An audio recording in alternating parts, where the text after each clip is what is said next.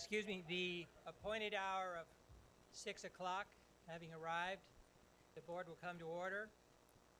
Invocation by Ms. Douglas Williams, Pledge of Allegiance by Mr. Krell.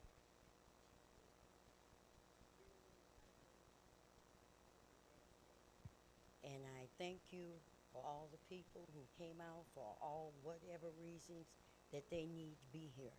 I continue to ask you that would you please put a touch on every human being in this world to understand it's about love, not hate.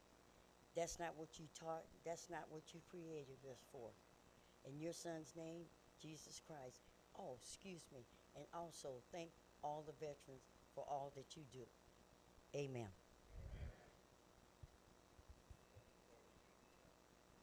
Before we do the pledge, I wanted to kind of dovetail on the veterans and give, from all the county board members, and we'd like to give thanks to the veterans for all those who had served and who are serving now. Also, we'd like to remember a couple of our old vets. I want to remember tonight Sam Montalbano and Mr. Clyde Bunch, a couple of good guys that served on this board for a long time and good veterans.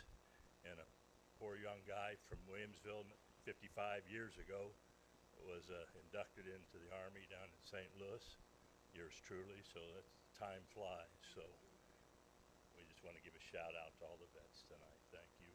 And now we'll do the pledge.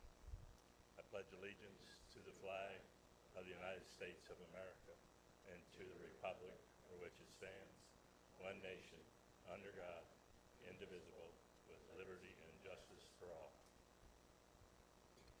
The clerk will call the roll.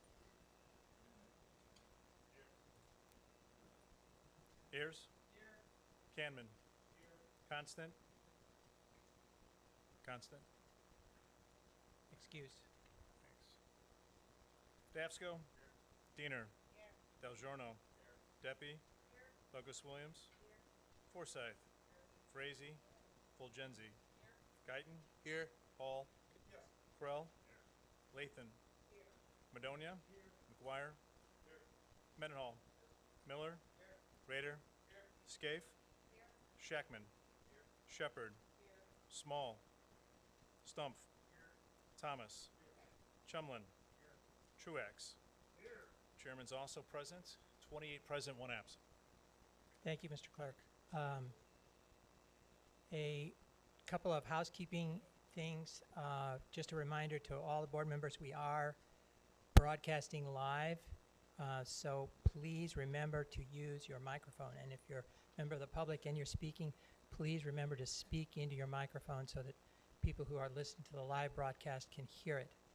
Secondly, we are trying to set up the committee room next door so that we'll be broadcasting live in there. If those who are standing, we're sorry, we don't have enough seats here. But if you would like, you're tired of standing, you're welcome to go next door, and you'll be able to hear the board proceedings live. Yeah. County Administrator. Yeah, IS is working on it. They think they'll need about 5 minutes. Okay, to in get about it done. 5 minutes, Yeah. we'll have that running. Next, just as a preview for those who are here, and as an accommodation to those who are here, I would ask unanimous consent that we proceed out of the regular order and move to public comment as item 7A in our agenda. So we have 2 presentations, and then we'll move to public comment. First comment from two staff people, and then public comment from members of the public who signed up to speak. Is there objection to that? Seeing none, that's the order in which we'll proceed. All right. Proclamations. The chair is aware of no proclamations, but I'm informed that Ms. Douglas Williams has a presentation. Ms. Douglas Williams.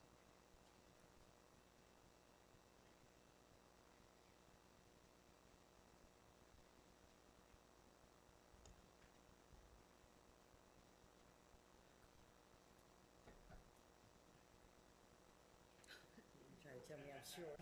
Maybe. Good evening. I'd like to present 2 certificates I came to the county board a couple months ago and asked for some help. It was a suggestion from a young lady, Diane McQuarrie, and she's an instructor. It was her first year anniversary to the YMCA, and she asked them could she do a fundraiser, and they said yes, and she's an employee there. So then what happened was she decided the Strong Kids, she would like to have the fundraiser and all proceeds go to that. The young kids to help them go to camp, basketball, anything to keep children safe and that they can learn community and love. So when I came, I was overwhelmed because everybody I asked, I didn't have any problems of getting anything from them to donate. One of them I went to was Tom Madonia, and I would like to present this to you. This is not from me. This is actually from the organization and the young lady that did this. She really appreciated the simple fact that you went above and went and got help, and they really appreciate that in the Republican Party. So I'd like to give you this. Maybe don't.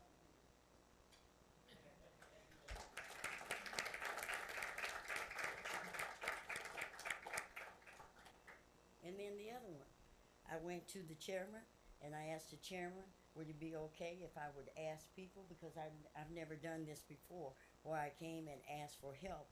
I've done it in the community, but not in this type of setting. And it was overwhelming.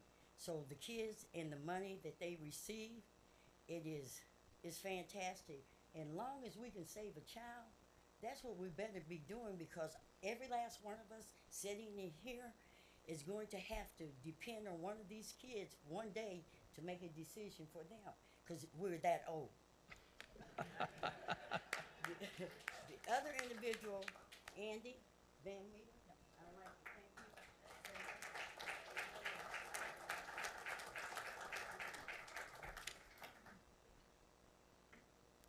you. Okay.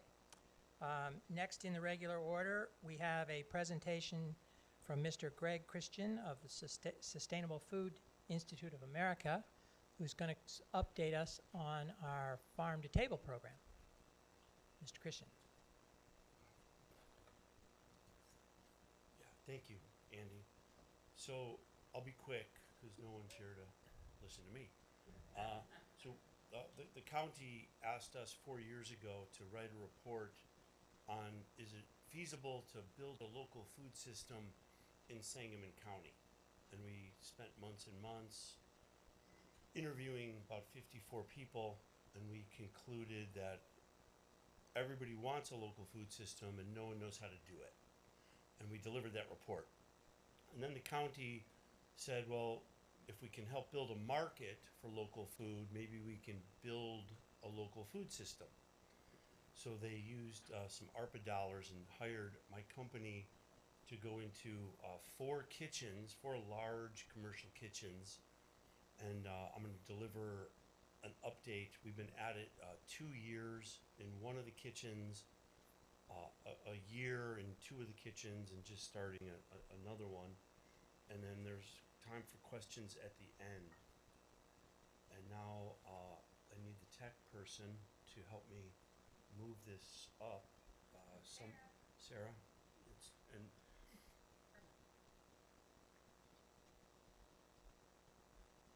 So while we do that, the first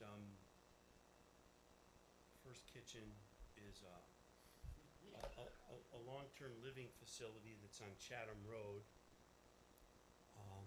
called Illinois Presbyterian Home. We've been in that kitchen a year. When we started, about 1 out of 10 meals were scratch cooked. That means 1 out of 10 meals they were using fresh food to make, and they serve breakfast, lunch, and dinner to a minimum of 35 people 7 days a week. So 1 out of 10 meals was fresh food. And they're up to about 2.5 meals per 10, and they're starting to buy local food. That's Mary, the head cook. Next slide. And they have a goal of, in year 2, we're just starting year 2, to be at 50% scratch cooking, and 25% local food. And we're teaching them how to not make too much food, so they don't waste any food, especially when they buy local food. We want them to make just the right amount of food. Pawnee's kind of like our shining star. We've been at Pawnee 2 years, and that's Kedra in the picture there. They quickly, in year one, got to over 90% scratch cooking, and 40% local food. They've spent 52 grand on local food in Sangamon County and the collar counties, the 7 or 8 counties surrounding Sangamon County. And we have all the details if anybody wants to know exactly what we bought from where. And they're holding strong at 92% scratch cooking. The team is solid. And this year, they're way over 60% scratch and way over 30% local. And this year, their 3rd year, they're going to focus on getting teachers involved and the kids involved in the classroom. And so this project is winning, and the plan for next year, when we roll off this project, is Kedra's going to continue to track data and deliver it to the county. I can let you guys know about that because it's all about the data. If the data stays at 90% scratch and 40% or more local, then you know it's working. And so they're just stars. Anybody, go to lunch anytime. And thank you, Jeff, for helping us there. Pleasant Plains is new. That's Mary. And Mary kind of came out strong, came out of the gate this year, and is already at a 3rd scratch cooking from virtually no scratch cooking. Those are some of the farms she buys from. And so we're tempering her. We're attempting to slow her down because we've been doing this for 20 years all over the country. And what happens when you go too fast is people burn out. So we're attempting to slow her down. Good. I'm talking too loud. Am I talking too loud? You need to speak louder. into the microphone so Thank the you. people. Speak into the microphone. Sorry about that. And so, how much local food has she bought? Keep going down. So that's a homemade pizza, and keep going. And again, we have tons of data on these projects if anybody wants to see it. But her local food is climbing up, and this will be a successful program. And then Urban League has definitely been fits and starts and stops, and they've had some staffing issues in the kitchen. And we're staying with them, and we're hoping to get them on track. And they will be on track probably by June of next year. And that's a really high level report on local food in some of your bigger kitchens in the county. And does anybody have any questions before you get to the really juicy part of the board meeting, or I will not be here? Any questions from members of the board? Mr. Mendenhall. I have to say, I've had an honor and a pleasure. Mr. Mendenhall, speak into your Mr. Mendenhall, speak into your microphone. Yeah. And it's a lot farther along than I thought we would get, and you've done a great job, and it's been a pleasure. One thing I would say, and some of you've heard this before, but not too long after you had the kitchen in Pawnee, I came over for lunch one day, and I was walking around talking to some of the teachers and the staff, and I sat down beside a young man eating, and he was eating, and I said, "What do you think of the food?" And he said, "Not only is it better now than it used to be here at the school, it's much better than my mother's, but don't tell her that." Yeah. Strike that from the record. Any more questions? There was an Mr. Cannon. article.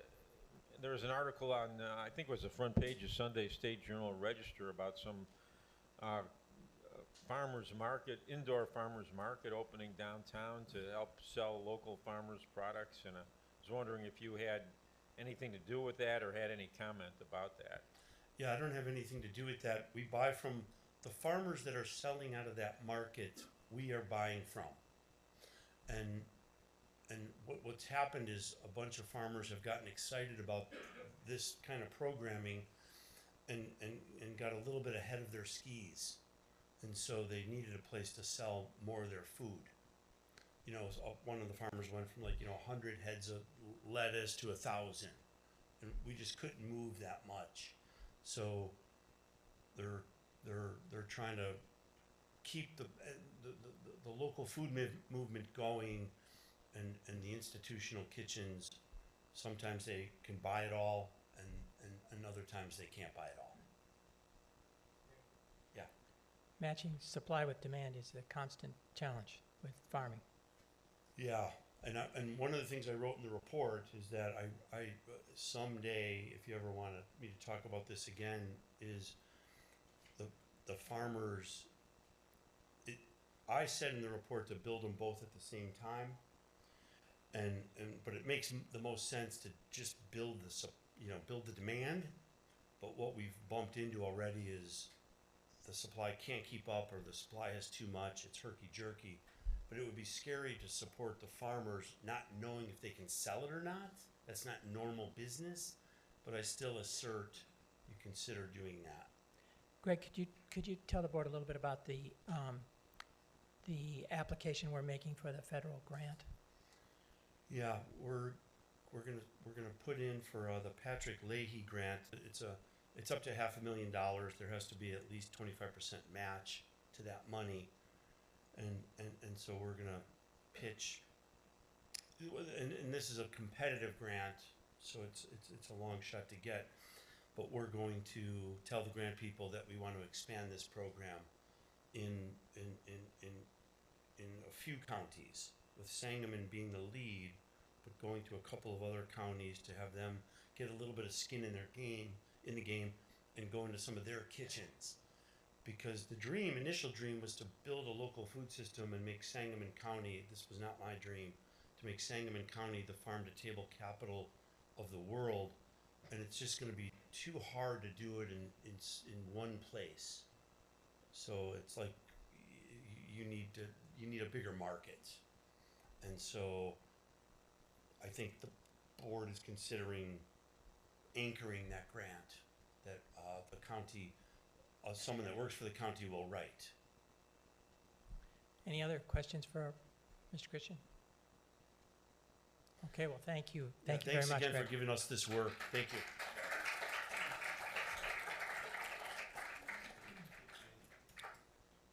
Okay, we are set up. Yeah, very good. So we are set up next door. If people are tired of standing, you can sit as well. If you feel more comfortable sitting, please feel free to sit. But we are set up next door if you want to listen and have a comfortable chair to listen in. And Brian reminds me we've got to speak into the microphone. If we don't, the people who are listening online can't hear what we're saying. All right, next proceeding in the regular order, we have a presentation from the Mental Health Commission, chaired by former Representative Mike Murphy. Mr. Murphy. Thank you very much, Chairman, and good evening, and thank you, members of the Sangamon County Board, for the opportunity to speak to everyone tonight. It was my honor to serve as chairman of this commission. Tonight, we also have Commissioners Dr. Kari Wolf and Josh Sabo to help with the presentation. And we're also very grateful to have two of your county board members who served on our commission as well, Gina Latham and James Shackman. And I believe here tonight, two others are here, Pam Newman and Jan Gambach. And I want to thank all of our commissioners for all their work, their time they spent, and especially their expertise. On January 13th, 2025, this board passed a resolution establishing the Sangamon County Mental Health Commission to assess the needs of our community, how other counties have successfully implemented mental health boards, and to help the public understand the costs, the benefits of doing so here in Sangamon County. Over the past several months, the commission has conducted interviews, reviewed data, listened to residents, providers, first responders, and families, and examined programs and outcome in counties similar to ours. The message we heard was consistent and clear. Our community is asking for a stronger, more coordinated mental health support. Tonight, we are presenting our final report and recommendations which includes the formation of a countywide 708 mental health board to expand, strengthen, and align mental health and substance use services across Sangamon County. As Dr. Kelly Hirsch, the managing director of the Massey Commission, said in one of our meetings regarding the murder of Sonia Massey, this began as a cry for help. Let it end in care, accountability, and a better Sangamon County. From our assessment, we found that Sangamon County needs a sustainable, accountable way to fund and coordinate a mental health care, and a 708 mental health board is that solution. A 708 mental health board is a locally governed board that does not provide services directly, but instead coordinates, funds, and strengthens the network of providers already serving our residents. If this board accepts our recommendation, the question of establishing and funding a mental health board will be moved to the voters on March of 2026. Throughout this process, our goal has been simple: to ensure that Sangamon County residents can access the care they need when they need it, so that crises are prevented, families remain stable, and individuals have the opportunity to live healthy and full lives here in our community. We look forward to sharing what we have learned and answering your questions. Now, Dr. Wolf.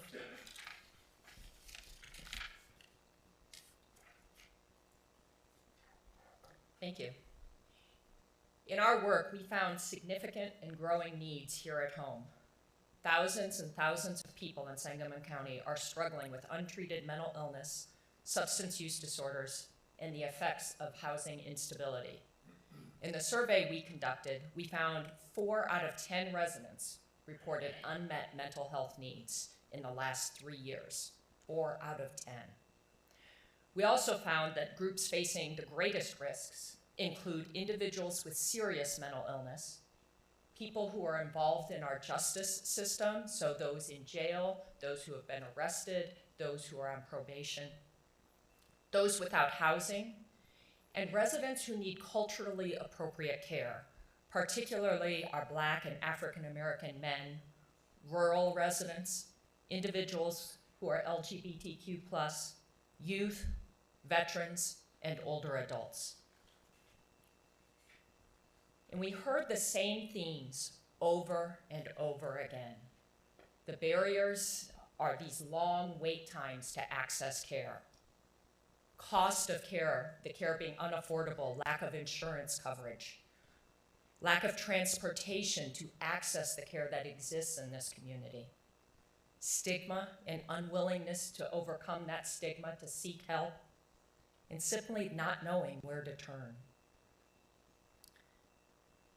We also found that in August, about 70% of individuals in the Sangamon County Jail had a diagnosed mental illness.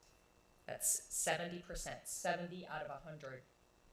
That's not just a statistic, that's a system under strain. We gathered strong data through community and professional surveys, and 89% of residents said the county needs to invest in more mental health. 83% support having mental health professionals ride along with law enforcement when they're responding to crises in the community. We also conducted a survey of professionals who work in this space, who are interacting with individuals who need access to care. And what we found is that among the professionals who deal with this every day, counselors, teachers, first responders, providers, only 17% feel that the current services in this county are adequate to meet the needs of the people in this county.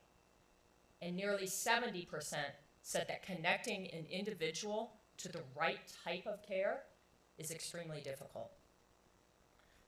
There's a lot of other data in our report, which you have access to in the appendix of our information. So after all of that work, here's where we landed. We are recommending that the Sangamon County Board place a referendum on the March 17th, 2026 ballot, asking voters whether to establish and fund a 708 mental health board in Sangamon County. We're proposing that it be funded through a 0.5% county sales tax increase. That's 5 cents on a $10 purchase or 50 cents on a $100 purchase. Certain things would be exempted that are exempted by law, such as groceries and medicines and other items. That modest increase in our sales tax would lead to an estimated $14.7 million that we would have to invest in mental health and substance use services in this county. The commission identified 5 key investment areas that could make an immediate impact on the health and well-being of our community.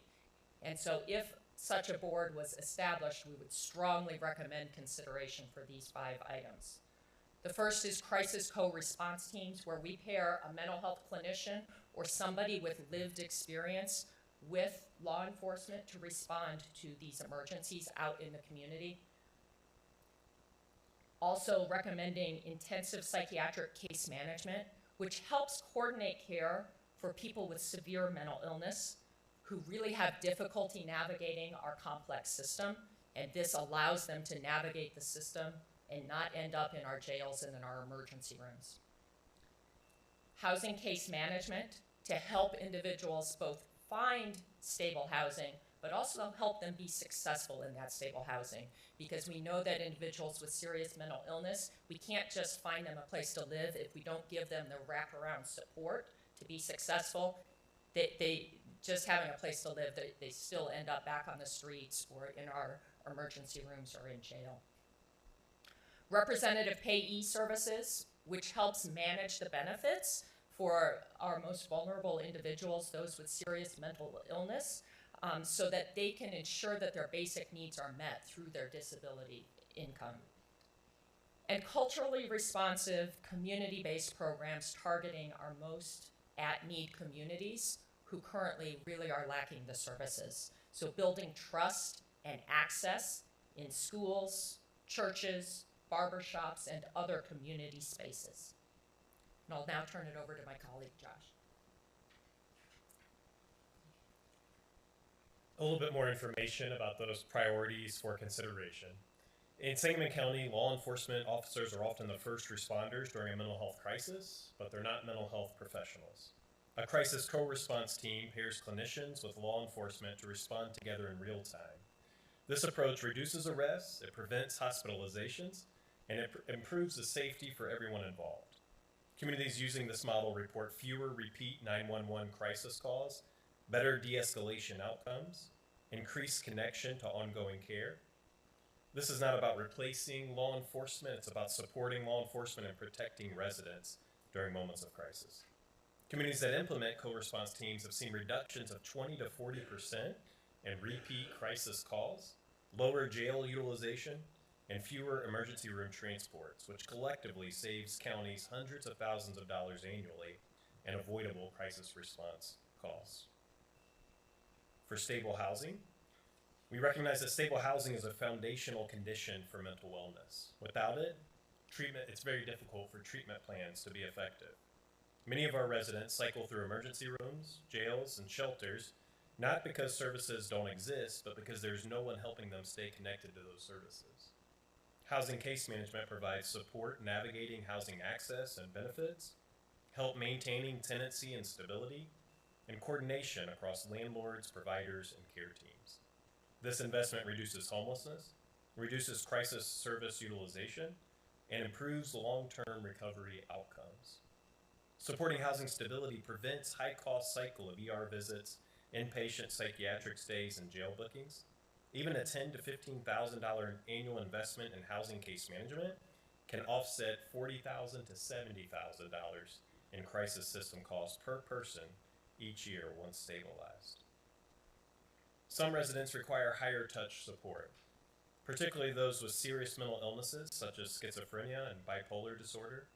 Intensive psychiatric case management ensures consistent follow-up, medication continuity, coordination across primary care, behavioral health, and social supports. This is the highest impact strategy for reducing psychiatric hospitalizations and preventing crisis relapses. The goal of the service is to keep people stable in the community, not cycling through emergency or inpatient care. Many individuals living with serious mental illness struggle to manage finances, benefits, or monthly payments. Without that help, even a small financial misstep can lead to eviction, utility shutoffs, medication lapses, and other preventable crises. Representative payee services ensure that bills are paid on time, rent and medications are prioritized, and individuals maintain housing and independence. This prevents avoidable crisis and gives people safe, stable, and supported places to live. Current representative payee services are underfunded in Sangamon County. They're reimbursed at the equivalent of $12 to $15 per hour, but representatives are expected to provide support similar to a master's level social worker, including budgeting, benefits coordination, crisis-related financial decisions, and landlord communication. Essential tasks like check-ins, documentation, and care coordination are not reimbursed, leading to high turnover and long wait lists, leaving many residents at risk of housing instability and preventable crisis. A 708 mental health board would provide supplemental funding to expand representative payee services so providers can adequately support clients and reduce wait lists. The small monthly administrative support costs can prevent tens of thousands of dollars in emergency system spending and housing loss. Mental health services work best when they are rooted in the community, when they reflect cultural identity, and are delivered by providers who understand local experiences. Sangamon County residents shared a clear message. We need care that feels approachable, trusted, and feels connected to us. This includes partnerships with community organizations such as churches, schools, barbershops, and not-for-profits, peer support and mentorship through professional organizations like the Farm Bureau or police departments, services designed by and for the populations they serve. When services reflect the community, engagement increases, stigma decreases, and outcomes improve. When services reflect cultural identity and trust, people are more likely to seek care earlier, reducing the need for higher cost crisis intervention later. Community-rooted programs produce high-value prevention outcomes, stretching public dollars further and improving long-term results. In short, the data, the stories, and the evidence all point to the same conclusion. Sangamon County needs a sustainable, accountable way to fund and coordinate mental health care, and a 708 Mental Health Board is a proven model to do that. There are already more than 90 communities in Illinois that have a similar board, and we have a chance to turn what began as a cry for help into a lasting structure of care and accountability.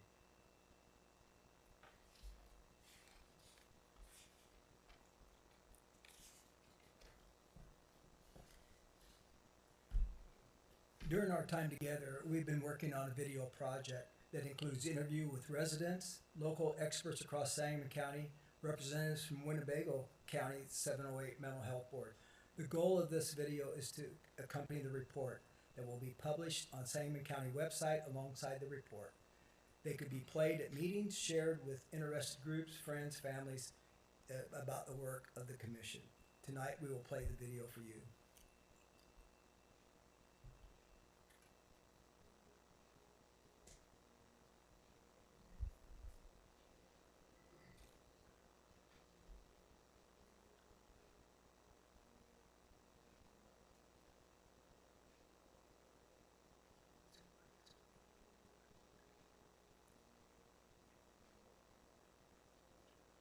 I think that one of the first things that they were looking at was mental health, because they know that while this wasn't the entirety of what happened with Sonia Massey, that this was a huge part of it.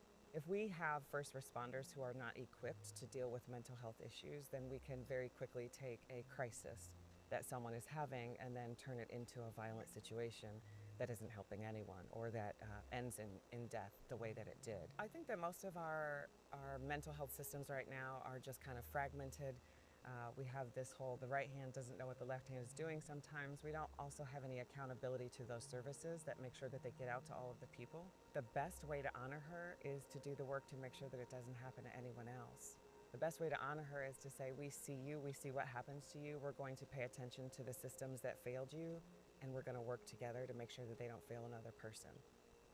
We are the same as a lot of families in Springfield. We have our mental health issues. We don't really know where to go. We need to start somewhere. And I think the 708 Mental Health Board is something that we have desperately needed in this city.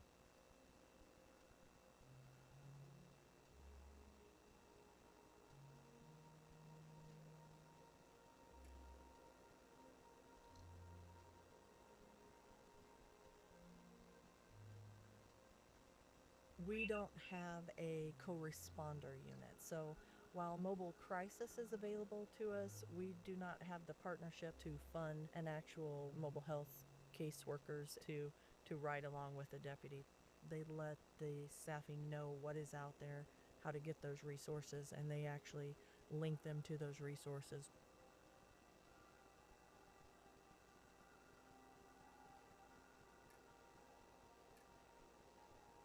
It's gotten a lot worse. When people are in a psychosis state, we can't provide care for them. A lot of times they are diverted to hospitals, but the hospitals can't do much for them either.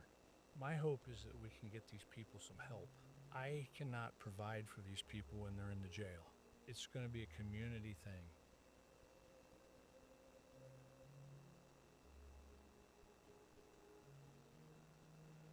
I think if we would have had a mental health board, 10 years ago, we'd be a lot further along than what we were. I think a mental health board brings stability and consistency, even hope. So if we have a constant, stable means of resources, programs are looked out for years to come, that's not ebbing and flowing with what grants are coming and going, then yes, I think we can. And I think a mental health board within our community would stabilize a lot of that and save us money.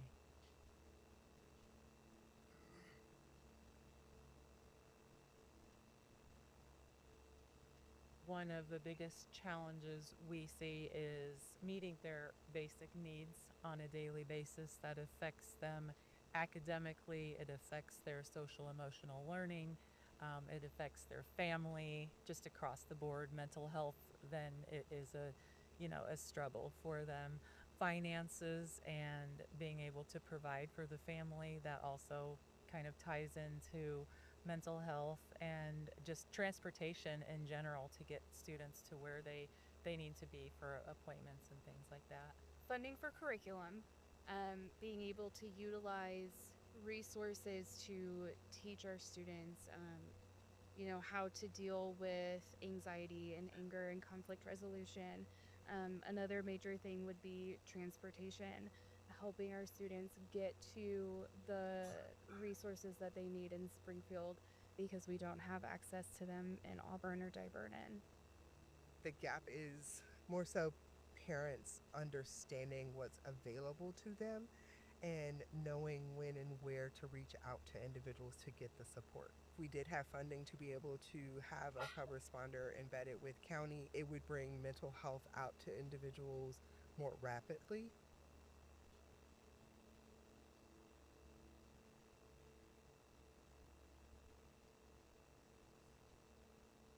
We've had,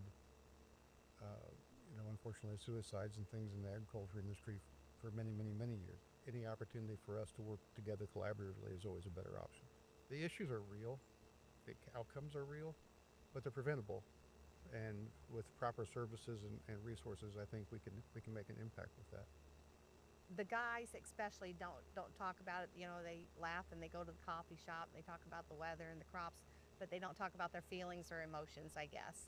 If you let it go, it builds up, and where it gets to the place where you can't handle the stress, and we've known people that have committed suicide, or they'll go to drinking or drugs or alcohol, and just do things instead of seeking out good mental health solutions.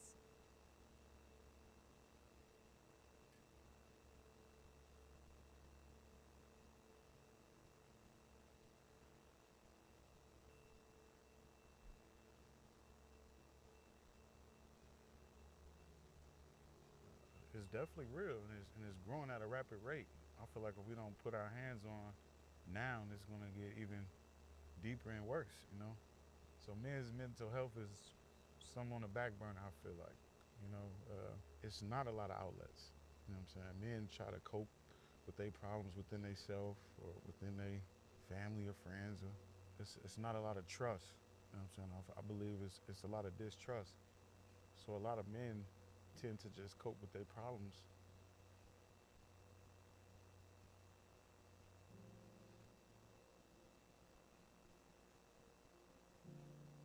It's important to note that mental illness is the leading cause of disability in the United States and Canada. We have a lot of gaps, and that's not unique, but we have gaps in crisis services especially, and I think that's where people tend to really focus because it affects so much of the community. We just don't have the resources to be able to implement the array of services.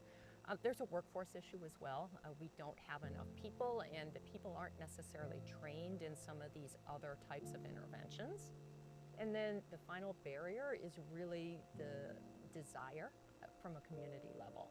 I've been in communities where we have tried to implement some of these programs, and if people aren't willing to participate, aren't interested in participating in that way, they're just not going to be successful. The treatments for mental health are more effective than cutting-edge cardiac treatments. So mental health treatment works, but it needs to be more than just medications and therapy.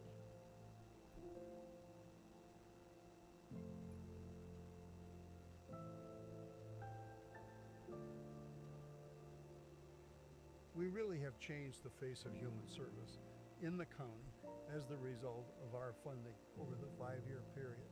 We've reduced the number of behavioral incidents in emergency rooms in our hospitals by 60% over the time.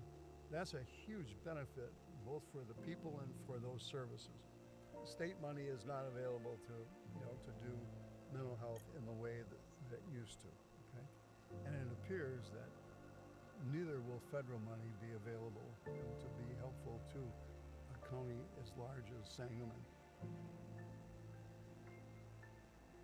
Sonia's here, and she's smart. And I think she knows that this work is for the betterment of Springfield, and that's what she really wanted. She wanted to change the world, and I think the Massey Commission, 708 Mental Health Board, and a lot of things that are coming in the future are just the beginning of that.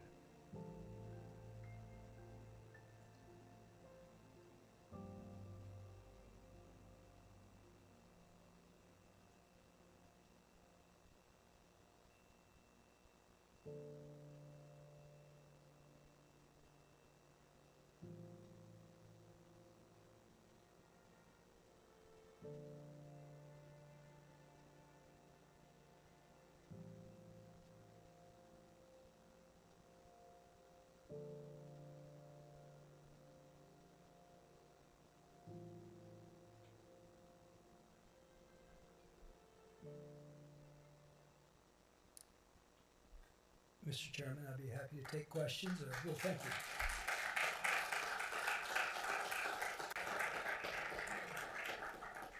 I will be happy to take your question and turn it over to somebody who can answer it. Very, very impressive, and thank you all for the work you have put in. Questions from members of the board? Mr. Canman. Thank you. Thanks for the excellent presentation and the fantastic job you guys did on this. You said you were recommending sending a mental health expert along with the law enforcement personnel when they go out on a call, or a call where that's appropriate. I just saw a story on, I think it was WAND TV News, that Champaign County is starting something where they're actually sending mental health experts out to some calls alone. I mean, not with a law enforcement officer. And I was wondering if that's something you guys considered, or...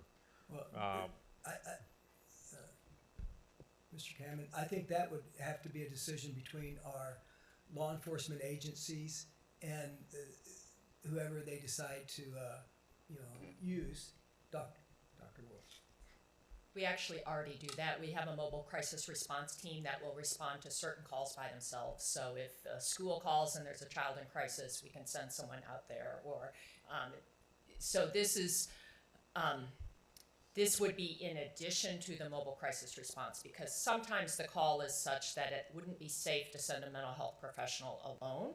And so right now what happens is we do have a ride-along program with very limited hours. So if it happens to that call happens to come in during those hours, we will send law enforcement and a ride-along mental health professional. But it's not a 24/7 thing, and it's really only through the police department. We don't have it with the sheriffs. And so what we're proposing that is when it's not safe to send that mental health professional alone 24/7, we would have both the city of Springfield and the county sheriffs have access to that ride along, so that there is a mental health professional to help assess the scene and decompress the mental health crisis and link them with appropriate services. But you're saying sometimes it's appropriate to just send a mental health expert out. And we do that right now. We do have 24/7 just mental health responder with the mobile crisis response program. Is that in response to 911 calls or in response to something else? When you just send a mental health expert out alone? So it gets triggered by Memorial Behavioral Health, who provides the mobile crisis response in our community, and so the linkage needs to go through MBH to get that person to the scene. But it needs to be a safe scene where they could go by themselves. Okay, but I don't think that's coordinated today with 911, is it? I don't think it is. All right, thank you. Other questions? Mr. McGuire? Hi. Did we consider the 0.5 tax increase on the property tax side as opposed to sales tax? Was that talked about? Yeah, we talked about property tax. We talked about different levels of sales tax. We discussed it. We had meetings with the county on what it would generate, and it was unanimous that we decided with the recommendation that we put forth to you today. Okay. Okay, thank you. Do you want to explain a little bit why you chose the sales tax over the property tax? Or? Well, why my feelings were? Well, I guess, yeah. Yeah, I think that's your question, right, Kevin? Yeah, we looked at the cost per acreage for farmers. We looked at it on houses. We decided that it would be a better way. And one thing that I can say that motivated me was Sangamon County is a very big tourist area. And I thought it would be nice to behoove us to take advantage of some of those who come to town to pay for some of our services, not just our residents. And so I'm not going to tell Scott Dahl I said that, but so we looked at different things, but that what impacted me was no tax is something that I was, I didn't take this being excited about recommending an increase in either property or sales tax. We just thought the best way, the least painful for our residents would be that sales tax. Mr. Murphy, it looked to me, reading your report, that it would take a lot of property tax to achieve the amount of money you were able to raise with this small sales tax. Exactly. The increase in property tax, 0.015 that we were talking, didn't come near the revenue that the sales tax would. Other questions from members of the board? Ms. Fulgenzi. I just want to say thank you so much for what you're doing. But a question I have is, as someone who's cared for some severe mental illness for most of my life, all of my life really, there was a program that was Community Support Network that used to go out and do medication management and would actually visit the person daily and make sure, watch them take medications and help them, because people forget and get off track and whatever. And it helped, I thought, to stabilize people and actually keep them consistent with medication. And then it went away. And I don't think anything's replaced that. And I think that's a huge gap in our community. And I think it's caused a lot of the problems that we have. So this is something that's definitely needed. When I've tried to find out why it went away, it was basically because it doesn't generate money and it costs so much to operate.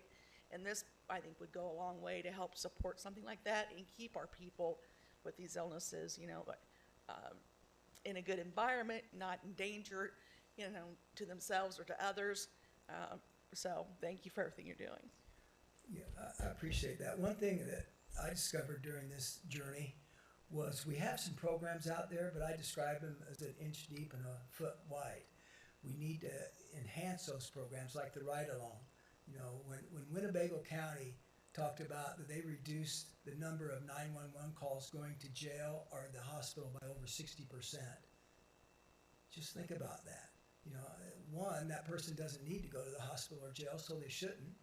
They need to get the services they need, and we don't need to, you know, cause a problem with our emergency care or our jails with that. You know, so these programs, I think, can really benefit the county. Other questions or comments for the commissioners? I just wanted to add, your report is excellent, and it's replete with these examples where an ounce of prevention really it obviates the need for pounds and pounds of cure that we are now spending money on. I wanted to draw out a stat in your report that just blew my mind. I can't quite remember it, but there were 3 types of schizophrenia that it identified, and there were over 1,000 people in this county suffering from 2 of those kinds of schizophrenia. Am I remembering that number right? The report's 142 pages long. Yeah, I'm just astonished at the number of people that suffer from schizophrenia in this county. Yes. You- I don't remember what the exact statistic was that we looked up to include in the report, but okay, yes, but it was thousands. It was a couple thousand people suffering from schizophrenia in this community. Yeah, just really astonishing. And I wanted to talk just a little bit about where we go from here.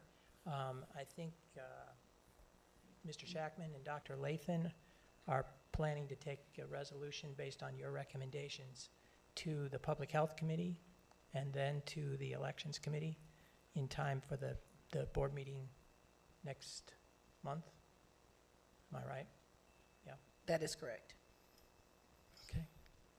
Any other questions from members of the board? Yes, Mr. Haddon.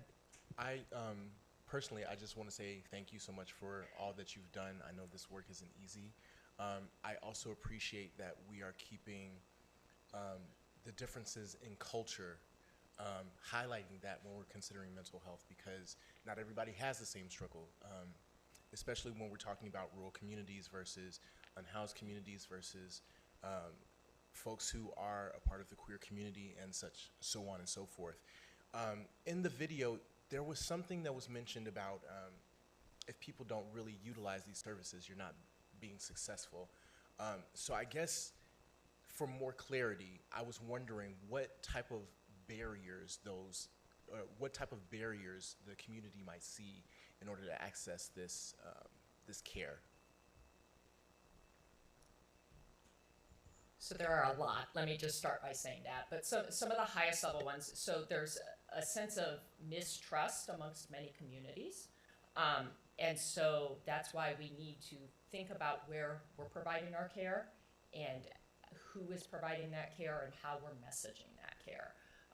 If I expect everyone to come to a certain location and that's the only way they can access care, we're not going to reach people. Stigma is very real, and I have found over the course of my career that a lot of people don't want to walk into a building that says psychiatrist or mental health or whatever. So when I take my services and provide them in the schools, when I take my services and provide them in the local church, when I take my services and provide them in the primary care practice where no one necessarily has a problem going to their regular doctor, people are more likely to come and see me for mental health care. So those are some of the key barriers that we need to recommend that if there is a mental health board, that they be thoughtful about what types of services we actually need to be able to reach some of our populations that can be harder to reach because of stigma, because of lack of trust, because of transportation, for a variety of reasons. Can I just add as well, with the 708 Mental Health Board, you know, you have a lot of programs that are based on income, they are based on all these different qualifications, and so the programs that are funded through a 708 Mental Health Board are not based on that. And so these opens up more programs for individuals who may have insurance or may not have, or may have high copays and things of that sort. So with this type of funding, you'll be able to create those programs that do not create some of those barriers as well. You know, this conversation reminds me of another question I wanted to ask you about in your report. You identify a number of gaps in service in the community. Some of those gaps would be filled by, if I understood correctly, would be filled by new entities. But many of those gaps might be filled by existing entities that just need more support, correct? Because I'm getting calls from some of the current providers and trying to reassure them that that if the community were to adapt a mental health board, it would mean more support for many of the existing service providers, correct? That's exactly right. That's what I was talking about. We do have some programs that I described as an inch deep and a foot wide that need to be a lot better. One thing that I didn't even know about, this payer program. That's a program that people who are struggling, and to make sure that when they receive whatever check they might, that it goes to the proper places. It was talked to us about substance abuse. This is a big issue there. When you give somebody a check who's struggling with substance abuse, and are they going to use it for the rent? These payer programs. And so I thought, well, that's great. Let's have them all in there. Well, we have a small percentage of the ones that we need to cover Sangamon County. And, So- and if the community were to approve the formation of a mental health board, the mental health board will make the allocation of these funds, and the mental health board will consist of professionals in the community, in the field.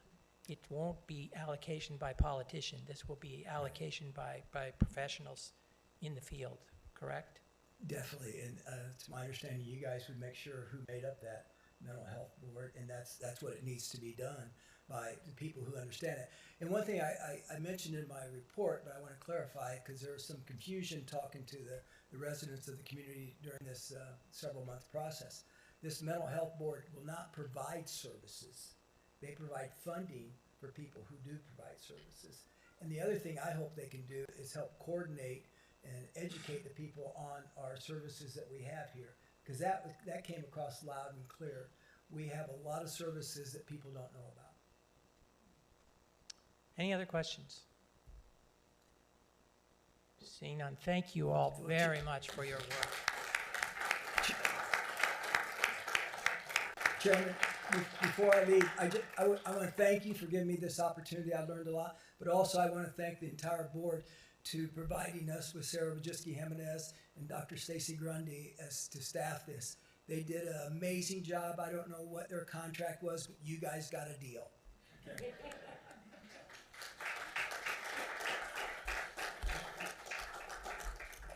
Okay, now proceeding out of the regular order to public comment. Let me open the public comment period by making a formal announcement of what has been informally discussed amongst the board members here. Almost to a board member, everyone would like to facilitate additional public conversation by holding an additional public hearing on the question of data centers in this community in a facility that can better accommodate the public. And again, we apologize for those who are standing. Please feel free to sit if you'd be more comfortable. We have made arrangements for an additional public hearing on December the 4th. That will take place at the BOS Center. We should have plenty of room for the public to attend, and that also gives our professional staff time to gather any additional experts that might be needed to respond to questions that we're getting from the community that we don't have the expertise on staff to respond to. So that event is scheduled for Thursday, December the 4th. We don't have a time quite yet, but there'll be plenty of public notice about that. In addition to that, the county is publishing a Q&A. It's currently in very rudimentary form on the county's website. Eventually, it will be on its own website. And this Q&A is a series of questions that we've received that board members have received from the public, and then answers from sometimes multiple sources to provide answers to those questions. And that's a work in progress. It'll be expanding over time as we get more questions and we get more answers. All right. Now, prior to the specific public comment period, we wanted to have a presentation from 2 members of our staff to give some background on the consideration of the regulations for data centers, and both from a legal perspective and kind of from a procedural perspective. So I think, trying to think what's the best way to start with this.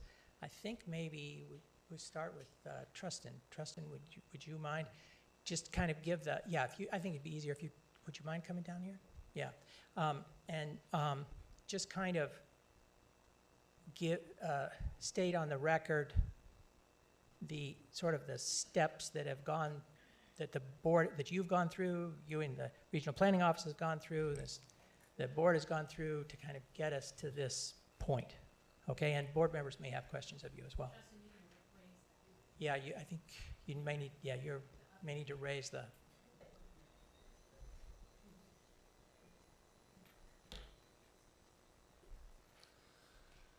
Okay, this has been a long journey. About a year ago, I was approached through a developer about what a data center would look like in Sangamon County. Set up a meeting. Back then, Molly and myself both met with Daniel Sheehan, which was a project operator for Double Black Diamond. We sat down, he had some questions. What would our zoning ordinance look like if we had a data center come in? At the time, we had nothing. You know, it would fit into the industrial zoning. And that was kind of our answer. You know, Molly and I both kind of took it, you know, they're just feeling out, so we didn't think anything of it. Well, fast forward, March, Daniel reaches out again, and he's got a meeting with the developer. Asked to sit down with us again to kind of get some direction for what they need to do. That meeting included myself, Shannon from Regional Planning, and 3 members from Cyrus One and Daniel as well. You know, basically I gave them the same information at that time. We don't have anything to be industrial. The very that week, I had committee. I brought it up to committee and I said, hey guys, you know, at this point we have nothing. I think there's a project that is probably it's gonna show up, it's gonna come. Committee gave me direction to put together some language, reach out, see what else other places have done. And what I did, we put some, with regional planning staff's help, with other zoning administrators across the state, we put some language together. Presented that in April to the Zoning and Land Use Committee. Basically, what we put together, I think everybody was pretty happy with it. We had some concerns on setbacks from residents. So at the time, committee once again said, hey, let's talk about this. We don't think the setbacks are enough. Also at that time, I was given direction that we reach out to outside counsel just to see if we could get some direction through them, and which we did, as Jason Brokaw. So now we get into May. We bring some language back into the May committee. And at that time, the setbacks were still an issue. And what we'd come up with was 200 feet from a residence. And there's a couple members that really felt like that was, that needed to be addressed. And so at the time, we ended up coming up with 750 feet from a residence. And that motion was made, if you remember, Jeff made the motion, and Linda Douglas seconded that. And so what we did, we went out and tried to put together a final draft. And you know, at that time, based on what was the recommendation, they made a motion to send that final draft, bring it back, just let them review it in June, of which we did. June, committee looked at that again, they're like, hey, we're good. So that's when it went to the full county board in July, which county board passed the criteria for the data centers. Any questions on that? I have a couple questions.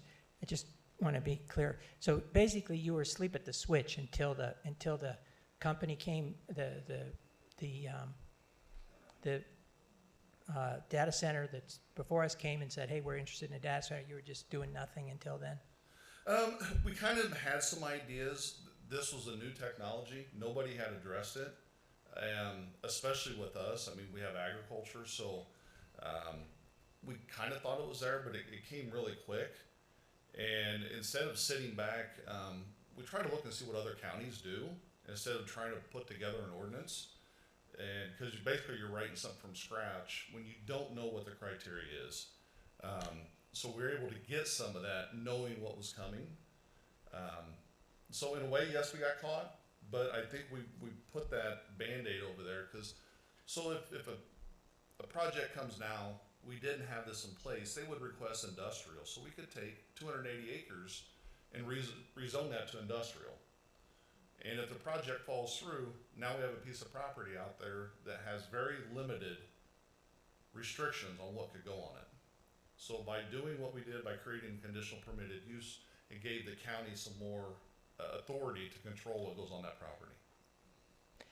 You said you said as you were writing these rules, you wrote some setbacks. That's it. You put some setbacks up, and said it was going to be ag, and it'll be we'll have some setbacks, and that's all you put together. So no, actually, what we did, we after discussion in committee, we have a large scale development in our ordinance as well, and we brought out those criteria and put it into this actual conditional permitted use.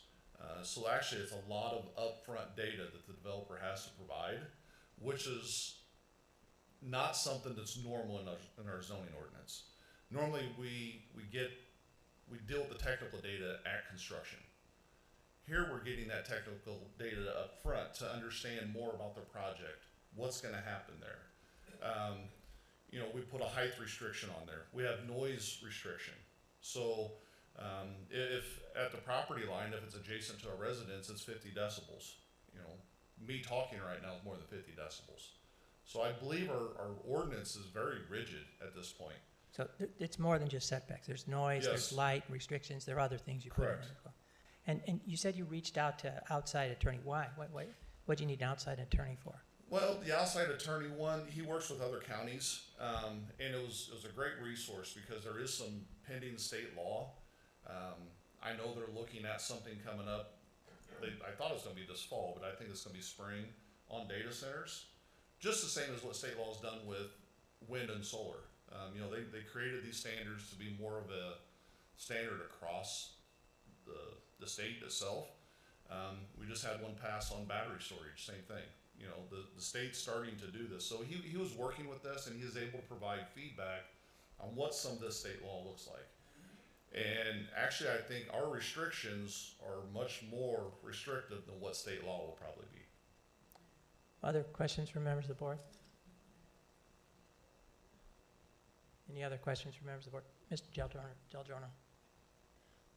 Could you tell me, you said you looked at other counties and see what they were doing for their ordinance. What counties did you refer to? Because I'm not sure where all data centers are actually being contemplated or have been built in the state of Illinois other than around So that was a Chicago big area. issue. That was a big struggle.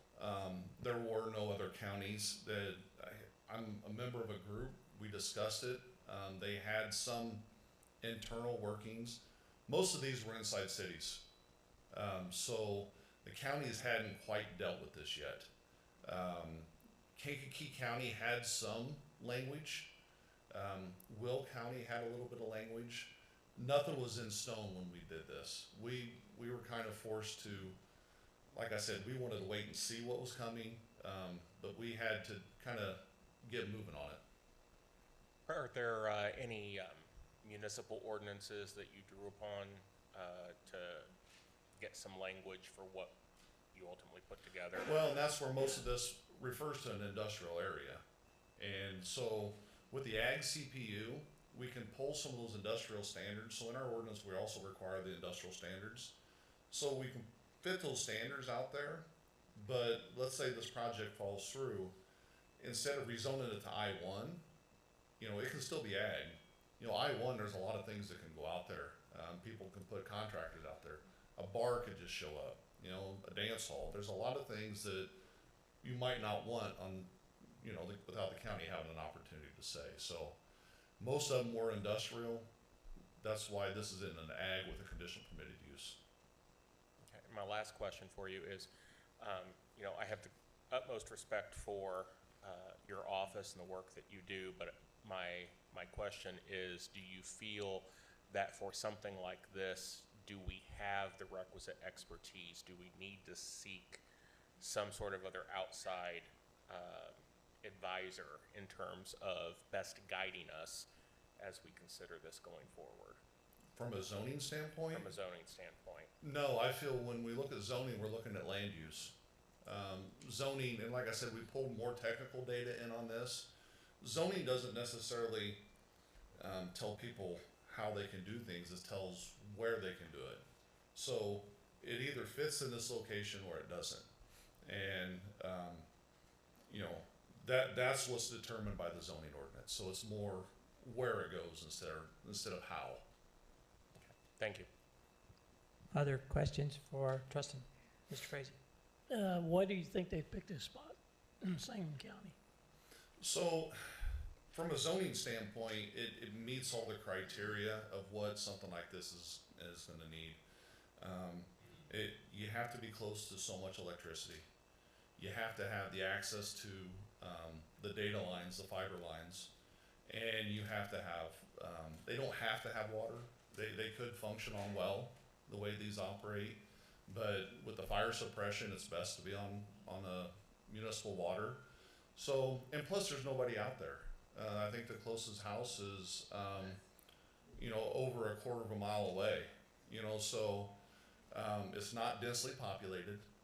It's pretty sparse. So that's, you know, versus if you put it, you know, somewhere closer to Springfield, you're going to have more residents potentially affected than you would out there.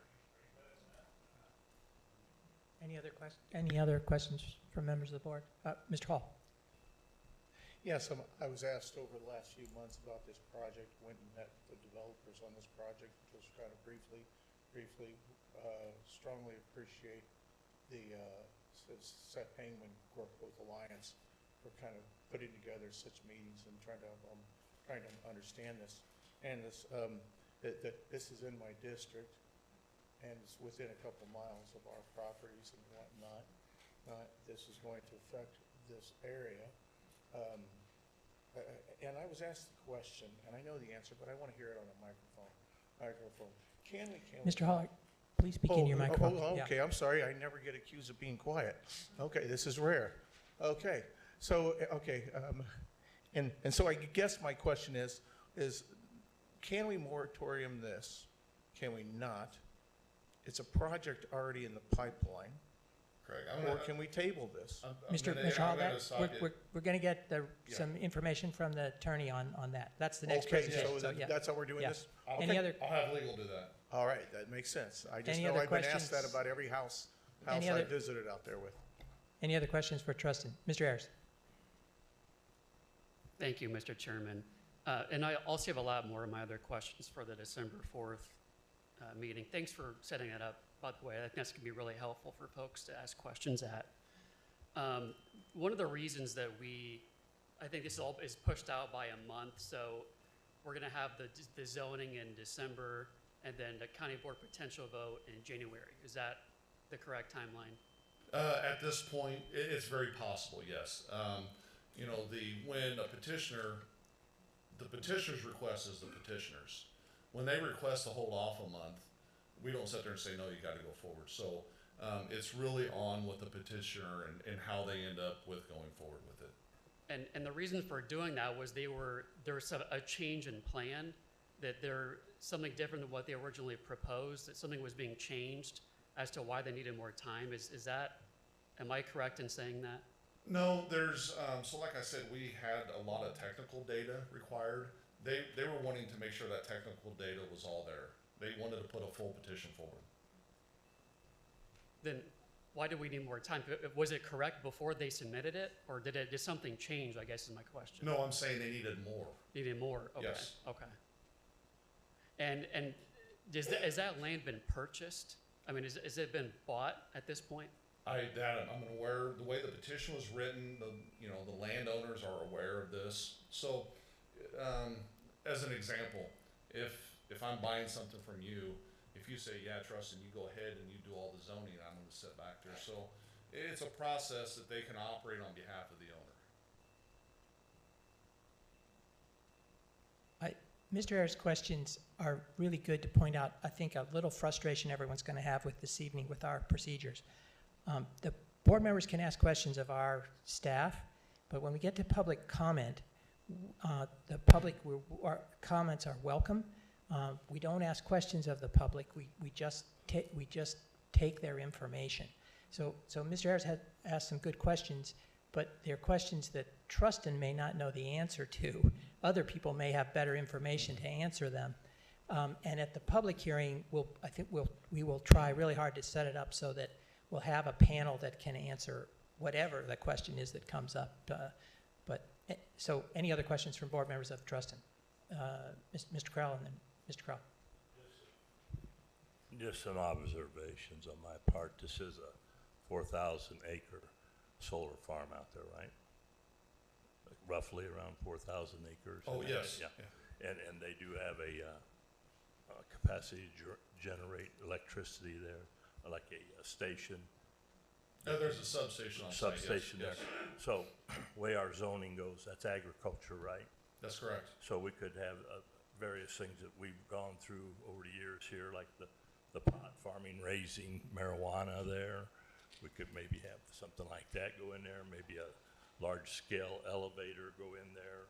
Perhaps a hog farm could go in there. We've had them. On agricultural zone law, yes. All those things could go in there, right? Well, without county board approval, yes. Yes. So it's all zoning issues, right? And then people have they have Actually, the right no. So a hog farm can go in there without going through zoning. Yeah. There's several agricultural, things, practices that do not require this body's approval. What I'm getting at is the city had the same kind of concern over a Walmart on the west side. They wanted to put a Walmart out there on Wabash, and the neighborhood said, no, not in our backyard, so they left it where it was. And my comment to some of those folks was, sometimes I'd rather have a Walmart as a neighbor than the neighbor I have, if you got my drift. So, sometimes what you think might be a bad fit for your area might be a good fit compared to what it could come in there. Thank you, Mr. Crowell. Other questions? Mr. Kamen. Yeah. Thank you, Mr. Chairman. You just said the petitioners seeking zoning changes to put in this Cyrus 1 plan do not own the land at this time. Do they have to have a contract to purchase the land that's contingent on the zoning change in order to petition for the zoning change? So we don't get into the contract. We don't look at how much of the purchase is for. What we get is an affidavit showing that the property owner is aware that the petitioner is making this request. So if there's a contract between the petitioner and the property owner, that's not something that's part of a zoning matter. Okay, so the property owners have to sign an affidavit, and this kind of implies that they're willing to sell the land if the zoning change occurs. It implies that they're aware that zoning is going to happen. There's a request for that piece of property. Mr. Kamen, right. I just want to revert to Mr. Ayers' question. I think he's asking a question that's of interest to everyone in the room. Who owns the land right now? But Trustin, you started to say, and then you were trying to be a little more helpful, but I think the answer is you don't know. Well, right now, it's owned by, I don't know if it was sold yesterday or not. But we could check the land record, so that's true. That's true. But that's a different office too. That's a different office from yours. Correct. Do you know who owns the land right now? I can only, because you didn't check. Answer to what has been provided on the petition. If a contract happened today, I'm not privy to that. Okay, but that is public information. Yes. So any member of the public could call the recorder's office and find out who owns the property today? That's correct. Okay. But, I all mean, right. theoretically, the zoning change could be approved, and then if the landowners won't sell the land, the project couldn't be built. Is that a correct statement? That is correct. Thank you. Any other questions for Trustin? Okay, thanks very much, Trustin, and you can sit down again. And now we asked our state's attorney to investigate this issue of moratorium and where we stand with a moratorium or something, some similar construct. Right. Mr. Bedoin. So, yeah, just to start out, I'm not the state's attorney, but I'm the Assistant. civil division chief. Yeah, assistant state's attorney. So this is an issue that I looked at about 4 years ago on solar farms. And the issue I'm talking about is Craig's question on moratorium. Can the county board pass a moratorium saying we are not going to permit zoning for data centers until X date or until we change the rules in that regard? And the answer is they can do that, or you can do that, but it has no legal effect. We don't have the power, the board does not have that power.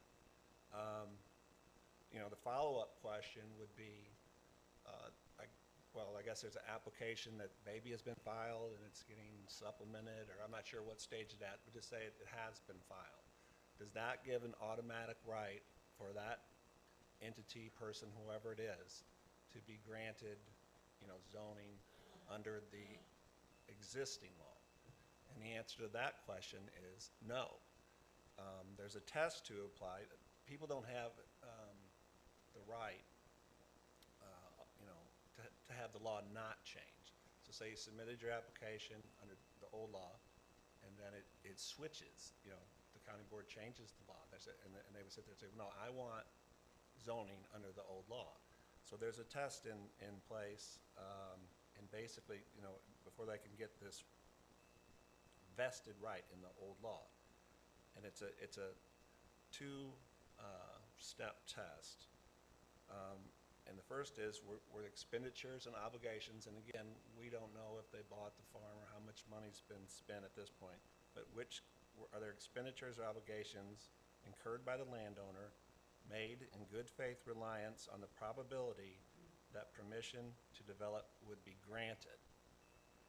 And in plain English, that means at the time they were making these expenditures, was the zoning law in effect so that it was right to, you know, rely upon that? Now, when it's not correct, or it's not reasonable to rely on it, is when the county board has taken official action to amend the rules. So in our case, that would be a resolution is introduced at a committee saying we want to change the zoning rules for these data centers to XYZ. Once that happens, it's no longer reasonable for the applicant, developer, whoever it might be, to rely on the old rule. They know it's formally under play to change. The second part of the test is whether those expenditures that they've made or obligations were substantial. And again, this turns on, did these, right now, you know, using the present applicant, you know, did they buy the farm? Did they hire a bunch of architects? Did they have the land tested somehow? Whatever they might do, we don't know what they've done. Substantial, so that would be left up to the court. So they could get a vested right if they had this substantial change in position while the old law was in effect and before the county board took official action to change the old law. So the takeaway here is the idea of a moratorium has no legal effect. Now, potentially, could it have a practical effect? And I don't like using the word moratorium since it really serves no purpose, but we could, you know, we did it back then with the solar farm, I think it was, for a little while. We said, well, wait a minute, we're just gonna put the word out, official, you know, resolution, hey, we're not gonna allow trust in, you know, building and zoning to grant any zoning permits, building permits, anything until we sort this out. again, no real legal effect, but it sends a message to people who are thinking about developing the land in that fashion with the data center, like, we might have a problem here. It might stop them from, substantially changing their position, because they're like, I don't want to end up in court, whatever. But I just want to be clear, legal effect, none. So that's my research on that, and it really hasn't changed from 4 years ago. It's the same thing. If you have any questions, I'd be happy to field them from the board members. So, in the case of the solar farms, we didn't have any regulations. We determined we needed to make a lot of regulations, and we had minimal regulations. We determined we needed to make a lot of regulations, and so we announced we were going to make a lot of change in regulations, and we called that a moratorium. You wished we had not, but we did. And then when the issue of the CO2 pipelines came up, we also, in that case, we didn't have any regulations at that time, and we thought it might be necessary to make a lot of regulations, so we announced we were considering making a lot of regulations, and we called that a moratorium.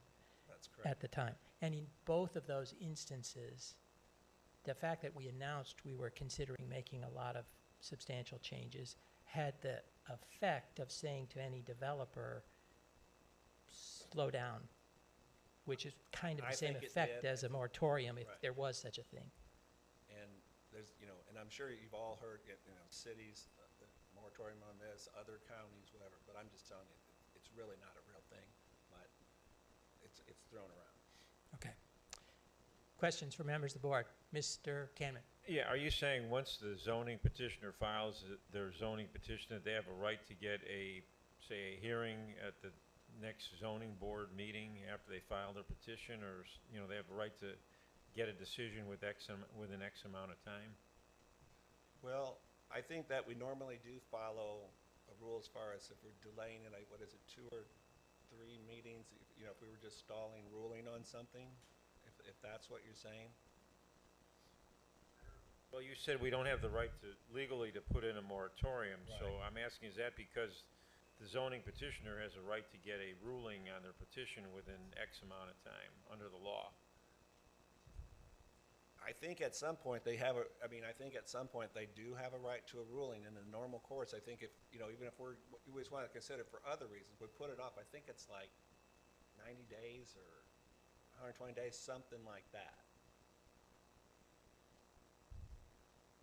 You're not sure But if right now as to here's the the amount situation I think that we're looking at. Somebody files their application, and then next month, somebody goes to the zoning committee meeting and says, okay, I want to file this resolution, and we're going to change the law and say it's going to be 1,000-foot setbacks. I don't know how these rules go, but anyway, say that's it. And then the person who submitted the application, no, by God, I want it under the old rule. And we can say, no, well, the first thing is when they file the resolution, then any expenditures after that point are not deemed, considered, because we've taken official action. But he can sit there and say, I want, say the new rule goes through, and he goes to court and says, look, before that happened, before that resolution was proposed in the committee, I already spent this much money, did substantial reliance on this, and so I want to proceed under the old rules. Could win, but wonder if he hadn't spent anything, he would not be entitled to go forward and be granted a permit under, or zoning under the old rule. He did not substantially change his position. Sam, this is same. This is a little bit like when you won a case at trial court and you go up on appeal to change the law. It's like, there you are, And that can happen here. But if they have the two things, the reasonable reliance on the law that was in effect and spent money, substantially change their position in that time period, they can get a vested right in the old rule. I think Mr. Cameron was asking a different question. He was asking, can the board someone files a petition, can the board just defeat them by just delaying and delaying and delaying and delaying hearing their petition. No, I think, it's, at a certain point, I think you would get to the situation where it's like a writ of mandamus, and court would say, you must rule on this. Now, the court's not gonna tell you how to rule, but you've gotta rule. You gotta move at some point. The board does. As to the changing of the law on this, we already did change the law on it at our July meeting, correct? Well, that's just it, and that's what Trustin was explaining. So this, this data center is, it's all this, I don't know what's driving this, AI or whatever. We need all these data centers. And so Trustin became aware, like, this is a thing, and so he brought it up in committee and said, well, look at this. They hired the outside counsel, and they said, well, this is what other people are doing, or cities. It was kind of a new thing, but you're right. They just put together this rule, and the board, I can't remember the dates, but a few months ago, approved that. I mean, the petitioners right now, as far as we know, they're assuming that they're gonna be evaluated under the new law that we passed in July. Isn't that correct? I Yes, think that, yes. that's what the Mr. question Kamen, is. would you go closer to your Okay, mic, I'm please? sorry, and we're not considering, at this time, are we considering any more changes to that law that governs data centers? Not that we know of. Okay. Other questions from Mr. Benoit? Mr. Ayers? Thanks again, Mr. Chairman. Does the possibility of statewide legislation being filed that significantly impacts this project and others have any bearing on the legal position of the county to delay or ask for a moratorium? Say that there's a new bill, the Bring Your Own Clean Energy Act is being proposed next spring that does impact data centers. That would be a huge determining factor of whether or not this project probably proceeds or not. So could we ask for a moratorium to see what the legislature does in 120 days with this spring session, or is that illegal? No, Can we even legally ask for that? we don't have we can pass a moratorium. It has no legal effect. Just But we can do it. And now, as far as the risk, like, state law is gonna change before this developer can do whatever they wanna do. The state law is gonna trump the county law, and developers taking that risk too. Now, I wasn't looking under, like vested rights under the old state law, but, maybe you'll make that argument and just say, look, I spent $50 million, then the state changed. Maybe they'll get some traction on that. I didn't look that up. Other questions from members of the board for Mr. Benoit? Seeing none. All right, then we'll proceed to the public comment period of the meeting, and we have 17 people who have signed up for public comment. I think all but one of them signed up to speak on the data center, which is not a matter before the board this evening. So under our rules, those people speaking on the data center will have 3 minutes to speak. And I think there's one person speaking on the budget, and that person, because it is an issue before the board this evening, will have 5 minutes to speak. And we take the people as speakers in the order that they signed up. And the first person who signed up to speak is Emily Taylor.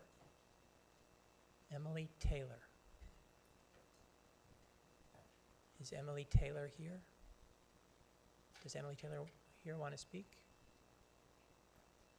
Not seeing her. Okay.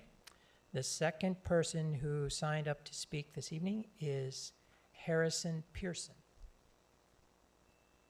Harrison, Mr. Pearson, if you proceed to the, thank you for being our guinea pig here. If you proceed to the well of the chamber there, and we'll ask you to state your name and an address if you'd like. And then this board will tell you how much time you have to speak. So if you'd state your name, and you might need to move the whole podium moves up. That's it. And I think our technical staff is telling us you really have to speak into the microphone so that people can hear broadcast. All right. Hi, my name is Harrison Pearson. I'm a civil rights advocate from here in Sangamon County, and I need to provide public notice to the board. This is in accordance with USCS Rules of Civil Procedure, as well as Rule 17 and Rule 20 of the United States Supreme Court. The Constitution of the United States is the overarching requirements that every state must follow. States cannot enact their own alternative legislation substituted for the guarantees of the Constitution of the United States. That would mean that your state laws are more powerful than the Constitution, and that's unlawful. Clause 1 of Amendment 5 states that no person shall be held to answer for a capital or otherwise infamous crime unless on presentment or indictment by a grand jury. However, the state of Illinois has enacted its own alternative legislation that permits prosecuting attorneys, and police officers to charge by way of information as opposed to indictment, and that's unconstitutional. An emolument violation is when you pay a public official to break the law. The Constitution has two areas that enforce this. Article 1, Section 10 says, no state shall create any law that shall impair the obligation of contracts. So your police officers, prosecutors, judges are all under a contract to perform based on the oath or affirmation that they took to support and defend the Constitution. Contract parameters are defined within the Constitution of the United States, and when a state enacts an inferior law that directs their agents to disobey the Constitution of the United States, that's a violation of Article 1, Section 10.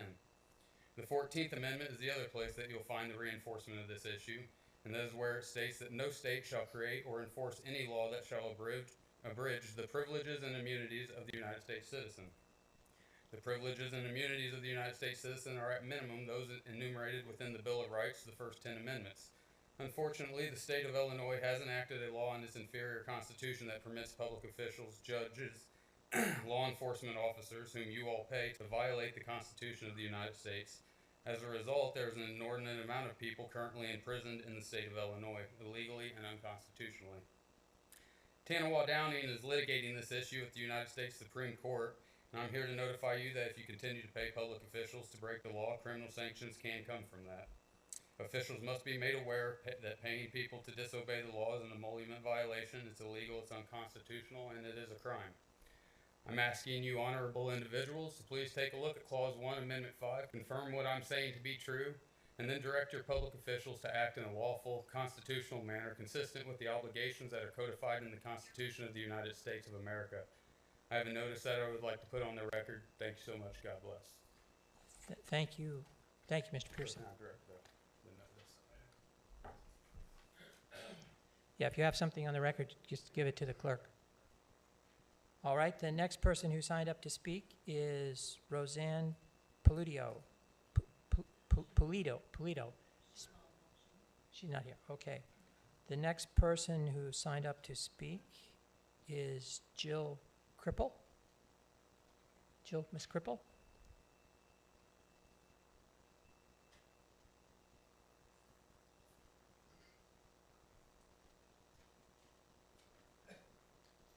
And Ms. Cripple, if you'd state your, Hi, I'm Jill Cripple. Hello, I'm here as a resident to urge you all to support a 180-day moratorium on data centers in Sangamon County, or delay, or whatever you want to call it. We don't know the full impacts of what a data center will do to our community. We know that increased use of fossil fuels that would be required to power a data center would cause utility costs to increase, but we don't know how much they'd go up. We know that there's currently not enough electricity capacity here to support a 600 megawatt data center, but we don't know what effect generating the equivalent of 3 more power plants would have, nor would it do to our water supply, which would be needed to run the turbines for the additional power. We know the Cyrus One promises 100 full-time jobs from a data center, but we don't know if these will be good union jobs. Any construction jobs better be. We also don't know if these jobs will be held in our community or if they'll be performed remotely. We want those jobs to be here if they're going to be here. To be clear, I'm not here representing any organizations, but knowing the quality of these promised jobs is very important to me as a union steward and delegate to the Springfield and Central Illinois Trades and Labor Council. We know property taxes on a data center would likely be disputed, as many others have been in Illinois, and we know the county would likely lose a lawsuit over said dispute, but we don't know how much money the county would lose from it. Just so you know, it's usually $500,000 is what that lawsuit costs, just for the lawsuit itself. We know that the surge in data center construction is being driven by the rapid expansion of AI computing, but we don't know what the actual data center needs for AI computing will be after the current AI bubble bursts. Because, all the AI companies, they own themselves. Like NVIDIA pays the other companies that it owns to buy the chips from them. Like, if you really are worth the entire pharmaceutical industry, why do you need to pay people to use your chips? We need time to discover the full impact of data centers, allow time for the public to learn how it would affect them, and provide a publicized platform for public comment on the issue before such an important decision should be made for our community. And I already put it in my calendar. I will be there on December 4th. Thank you for scheduling that. Please support a 180-day moratorium being placed on data centers in Sangamon County to allow for this crucial discussion to take place. Thank you. Thank you. Folks, our rules don't allow public demonstration. Please try and keep that to a minimum. Okay, the next person who signed up to speak is Nicholas Schell. Nicholas Schell, speaking on data centers. Nicholas Schell, not seeing him. All right. The next person who signed up to speak is Sarah Blanco. Sarah Blanco.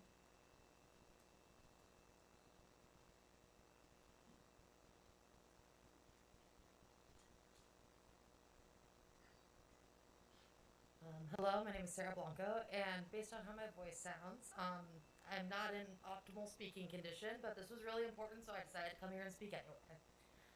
So,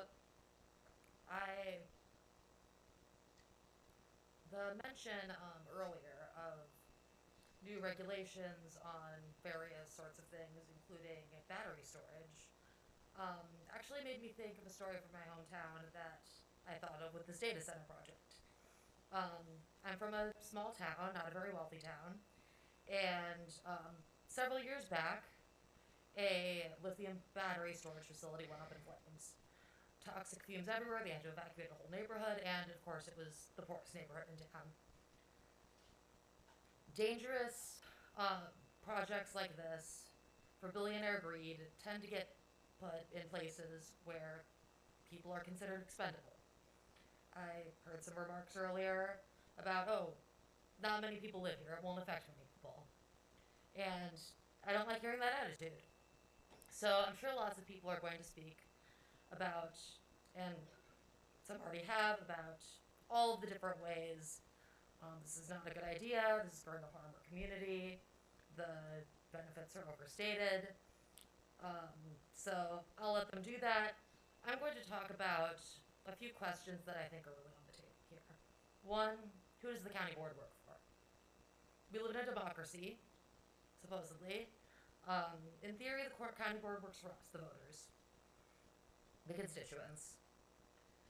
But we know that all too often that's not how it works. The people with money and the power that comes with it, they're the ones who call the shots. So I think this will be an opportunity to see who the county board works for. Because the people, I think, have made their voices pretty loud and clear on this already. We've been circulating a petition in the community against this data center for just under 2 weeks. It's already garnered 150 signatures. I tend to get enthusiastic responses when I ask people to sign. I have not seen any enthusiastic support for this, really. And another question, I think, is a question about what kind of future and what kind of world we want. We're answering that in our own small way. Often it's not the people that decide how technological advancement happens, who it's going to benefit. These data centers are expanding rapidly, unsustainably. They're to blame for the fact that it's projected that fossil fuel use will continue way longer than it should. But we have an opportunity here to have a little bit of a voice in how we want that development to happen. We can say not here, and a lot of other communities are also saying not here. So eventually that's not anywhere. So thank you. Thank you. The next speaker is Donald Hanrahan. Mr. Hanrahan here? Mr. Hanrahan has a special distinction. This 3-minute limit proves to be very difficult for most attorneys in town. But Mr. Hanrahan is one of these attorneys who's very capable of stating his case cogently in the 3-minute time limit. Mr. Hanran. Maybe not tonight. I live in Mr. Crazy's District 1. You know, if you want to help your neighbors pass the 708 board, please do that. If you want to get bad neighbors, build a data center. I know the refrain here, oh, it's out in the county, nobody's affected. Tell that to all the nobodies in Louder, which is about to get way louder. They'll hear a constant hum of 50 to 60 decibels even a mile away. That's like a dishwasher running when you go sit on your deck. Ungodly noise and filth of 100 semi-trailer sized backup generators that are diesel, filthy diesel generators when they need backup. The sound of it, according to a neighbor in Aurora, Illinois, from a Cyrus generator it was like a helicopter sitting on my roof. That's louder than 50 decibels, so I'm relieved they're not going to be able to build it. When a data center comes online, retail customers foot the electric bill. An analysis by Bloomberg estimated that in areas near data centers, wholesale electricity costs have risen by more than 200% in 5 years. Power plants cannot produce nearly enough electricity to meet this demand. The power of 3 Dahlman 4s running 24/7 at maximum capacity. Unless data centers are forced to bring their own clean energy, they will extend the lives of coal power and gas power plants by years. And why does Cyrus want this greenlit ASAP? Because they know the General Assembly is about to require them to build their own clean energy instead of forcing us ratepayers to suffer and pay for their profits. Cyrus claims adding 600 megawatts will not affect reliability. Okay, maybe not, but what they didn't say is it won't affect the price you pay. The MISO grid auction this past spring had massively increased demand from data centers, causing a 50% increase in the cost per kilowatt hour of electricity. Your Ameren bill, my Ameren bill went up. We're told tax benefits could be huge, much of it, of course, concentrated in school districts, but assessed valuation is immensely complex, and we need an expert on December 4th to talk about that. Here's what I'm saying. We need answers. We need concrete, enforceable commitments from Cyrus. We need guardrails in place way before this thing got greenlit. For these reasons and a ton more that I don't have time to state, I'm just going to say, let's move tonight for reconsideration of the data center conditional permitted use. Let's do it now. Let's do it now and put them on notice that there is a change coming. Thank you. Okay. Mr. Hanran, your record is secure. You continue to state your case cogently within the time frame. The next person who signed up to speak is Nick Dodson. Nick Dodson.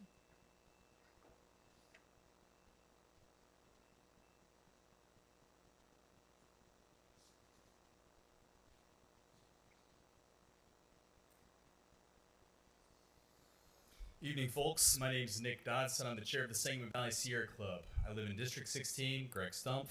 I want to start off by saying something simple.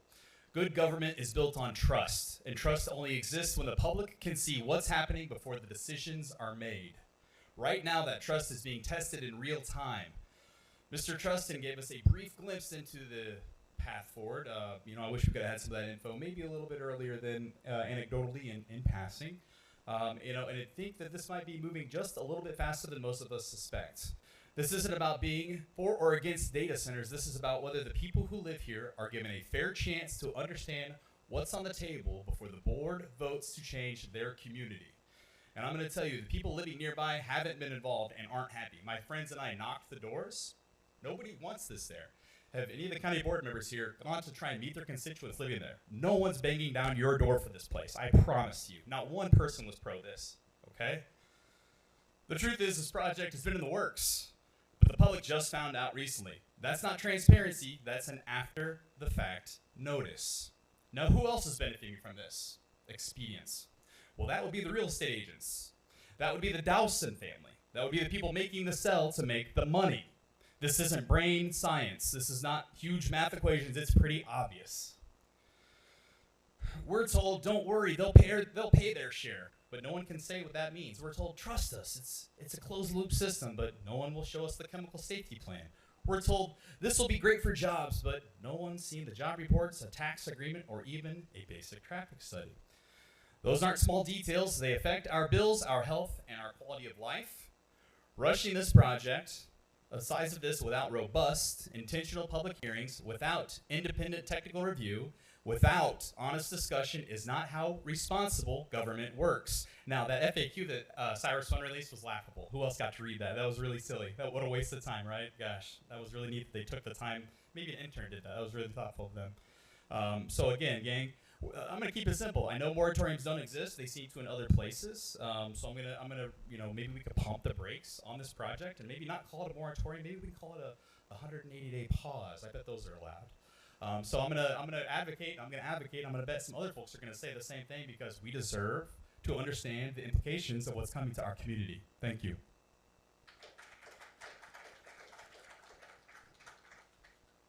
The next person who signed up to speak is Aaron Kirkpatrick.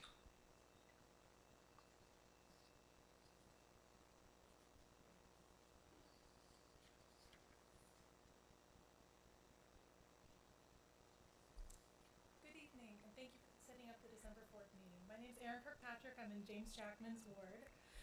Ms. Kirkpatrick, I think you need to get closer to the microphone. Please pass an immediate zoning revision on data centers. Like many others in our community, I'm left with numerous unanswered questions, including how much more will customers on the grid pay for electricity to subsidize this center? Their promised infrastructure upgrades do not generate energy. They want to increase demand equivalent to 1 to 3 Springfield without adding to supply. In areas located near significant data center activity, electricity costs as much as 267% more than it did 5 years ago, as Don said. Even CWLP buys from the capacity market. This will impact us all. What company would be utilizing this data center? We have a $15 billion company now proposing to draw on our grid, and we don't know who hired them. Would they use local union labor to build? Please make sure it's written in a contract or policy if you want it guaranteed. How many permanent jobs would be created, and how many of those for locals? Apple created a data center in North Carolina that cost twice as much to build as this proposed project, and fewer than 100 permanent jobs were created. The jobs that data centers do create locally are typically low-wage, term-limited, non-technical positions such as security, maintenance, and janitorial work. How quickly do data centers depreciate in value, and therefore their tax contributions? We already know these centers appeal their tax valuations after 1 year. A data center bought after January of this year now depreciates by about 30 to 60% in the first year alone. How will the One Big Beautiful Bill impact the center with its permanent bonus depreciation, which means investors can now deduct 100% of equipment and improvement costs up front rather than over years? Isn't the valuation of these centers nearly all from equipment costs? What value would be left to tax? Are Cyrus One's backup diesel generators for this project equivalent to their other project in Aurora, Illinois? If so, they need to be tested every month, may only be tested 2 at a time, which would equate to approximately 350 hours in testing alone, which is 14.6 straight days every single month in addition to any time running to generate power. Will the county or individuals have to sue when the 50 decibel max is exceeded? Data centers have been likened elsewhere to the sound of helicopters hovering overhead and trains that never finish passing by. If you think it's just a cornfield, I urge you to go talk to our county members within the proposed sacrifice zone. What's stopping Cyrus One from filing bankruptcy and creating another Pillsbury Mills or Viper Mine for us to clean up or be an eyesore for eternity? Nothing. If approved, I propose we put all the tax money we receive into a fund to be able to remediate the center when the company inevitably files for bankruptcy in 15 years when all this technology is outdated. Why rush now? Illinois has regulation of data centers on the slate for the spring 2026 session. Let's delay until then. I request we go back and revise our county zoning and reclaim our power. Let's pass a moratorium.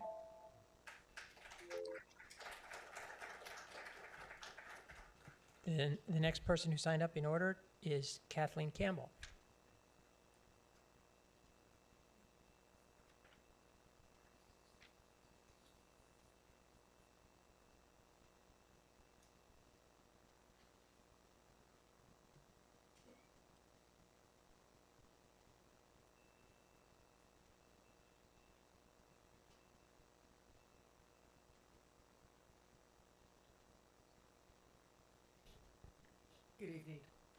My name is Kathleen Campbell. I live in Glen Arm, Illinois.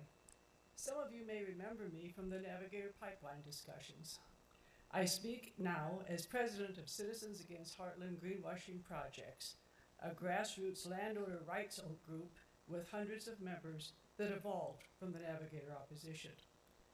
The Sangamon County Board handled the Navigator Pipeline issues superbly, allowing the time and the effort to slowly unfold the high risks of that venture. I'll always be grateful to the board for that. We need the same approach for this proposed data center. Thus far, we landowners have been provided with very little information, and now there appears to be a short timeline for approval. We feel blindsided and railroaded. The data center risks are not hard to find in the press.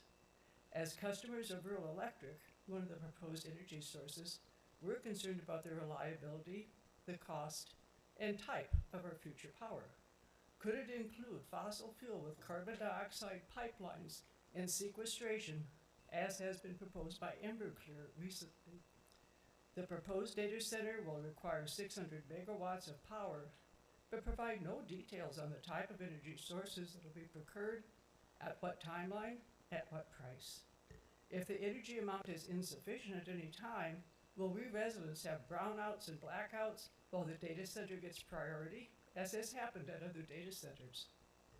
Cyrus One has reportedly pledged to pay for all the transmission line upgrades and infrastructure improvements, but make no promises that we'll not have a massive increase in our energy rates. As cited by others, a September 30th, 2025 Bloomberg analysis of energy costs around data centers from 2020 to 2025 show that wholesale electricity costs have increased as much as 267% over 5 years in areas around data centers. Of the nodes reporting price increases, over 70% are within 50 miles of a data center, while areas with price decreases are away from data centers.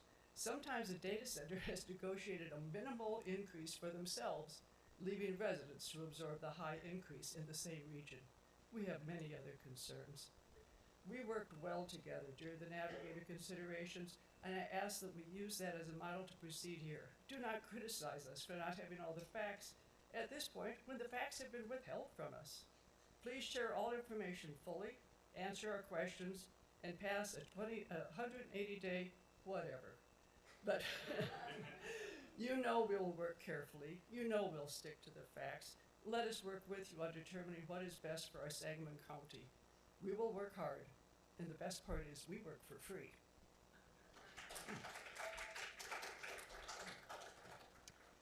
And the next person who signed up to speak is Brianna Day.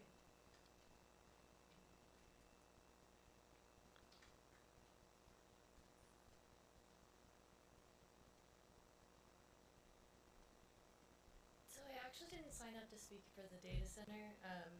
I didn't have an agenda yet, so I just put general. But I wanted to thank you guys for the mental health focus and want to stress that the 709 Mental Health Board is absolutely, it's not a matter of a want, it's a matter of a need. I want to stress that this is not a system under strain. It's a system that has been built to hit this point. There have been groups of people who have been screaming at our politicians for years, decades at this point, saying, hey, we're going to hit this point, guys, and it's going to hit, and when it hits, it's going to hit fast. And when it hits, it's going to hurt, and it hurts, guys. Letting you know. Would tell you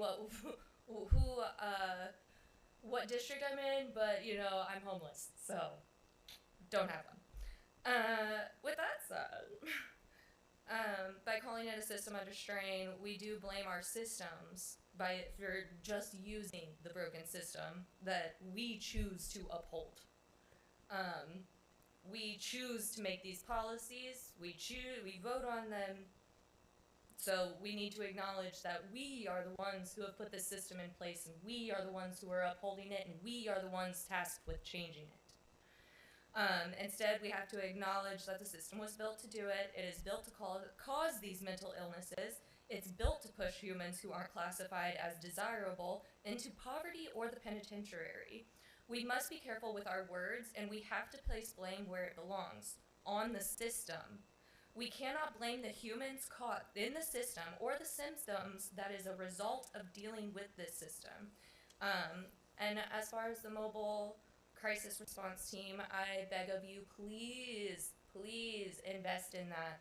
I had an incident where my son, he's a 15-year-old who has special needs, and he lit my house on fire. Not for malicious anything, he was curious what color fire it would make. I was recommended that he needed to be hospitalized by our mobile crisis unit for endangering our lives, even though he was not a danger to himself or me. He was simply just a child with special needs existing.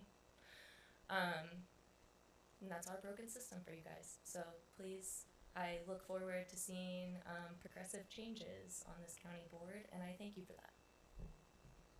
Thank you. I just want to note, because Ms. Campbell, I noticed, turned her speech in. If there were some other speakers earlier that didn't turn their speech in, and if you would like to turn your speech in to the clerk, so it's part of the record, I want to encourage you to do that, because there were a lot of good questions in many of these speeches, and sometimes it's hard to follow all of that. So if someone didn't turn their speech into the clerk, if you would at the end of the meeting, if you want to, please do. All right, the next person who signed up to speak is Sean Middleton.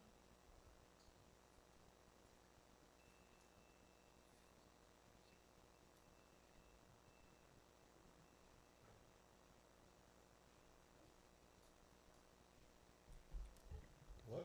Good evening. So I'm Sean Middleton. I'm the president CEO of Rural Electric Convenience Cooperative, or like we like to refer to it, RECC. So we've been serving power for the rural areas, and it just so happens we serve the south half of Sangamon County. We do all the rural areas, and people like to say, what's your territory? Pretty much it's everything in the rural except the towns. We don't serve Auburn, we don't serve Louder, things like that. We've been in business since 1936, and we serve in 4 other counties here adjacent to rural Sangamon County. We are in favor of this project, and from the sense of there's a number of things that I kind of wanted to highlight as we're talking about this. We would be the entity of record that would be serving a load like this, and really that comes back from any load serving entity. It becomes our obligation to serve just like everybody else. Our bylaws say we're going to serve whether it's individual, corporate, governmental, whoever. If you come to us and you're looking for a load entity to serve, we have an obligation to do so. So of course we take it very seriously. How do we deal with this, and what does it mean to us? And we provide power to an entity like something like this. We have a wholesaler that we work with, NextAir Energy. They have the wherewithal to handle the energy needs and deal with procuring from the market. So they're able to deal with the energy on this kind of behalf. And we would work with Ameren Transmission as the local wires provider, but it would go through the co-op. So let me answer one of the big questions that comes right out of the gate, because I've heard it so many times, even in the public discourse. What's it going to do to all the rates? Again, we serve all the rural residents in rural Sangamon County right now, minus the towns. And I'm here to tell you, our board of directors has been looking at this so closely at how is this going to create benefit for rural membership. That's what we do. Remember, we're a non-for-profit electric cooperative, and we're the ones that are taking advantage of this opportunity. Not only is it not going to raise rates for us, but the extra margins this creates for rural residents, for our co-op, will offset costs we have and will reduce pressure from us having to raise rates in the future. I mean, this is actionable. We're the co-op. This is not some fly-by-night investor-owned utility that we're bringing all the proceeds right here and where we live. We're in Auburn, right? So we've been here forever. That's where all the property that's going to happen. So now I also heard talking about the capacities and what's it going to do to the local market. I was involved because of these requests coming through us at how are we going to procure this power. We had to have extensive studies with the Ameren transmission system, and people refer to MISO. I like to call them the traffic cop for energy for the Midwest. They're the Wisconsin to Louisiana. They literally take a belt across the U.S. All this application process had to go through them too. Both entities have signed off on, and so this settles that question of, are we going to have energy, are we going to have blackouts and brownouts? They've both signed off on this much power being available through existing lines today with no new generation needed. They call it a no harm analysis survey, and they did a no impact transmission study Mr. of Middleton, these areas with Mr. this Middleton, load here. that's time. Can you just wrap it up? What's that? Can you wrap? That's time. Oh, Can you just 10 sorry. seconds? Can you wrap it up? Yeah, pretty much. If you need more information, the cooperative already has created a FAQ page that goes. It's on our webpage. You can go to recc.coop and learn more directly from us if you want to hear more of our perspective. Thank you. Thank you. Okay, the next person who signed up to speak is Brad Hout.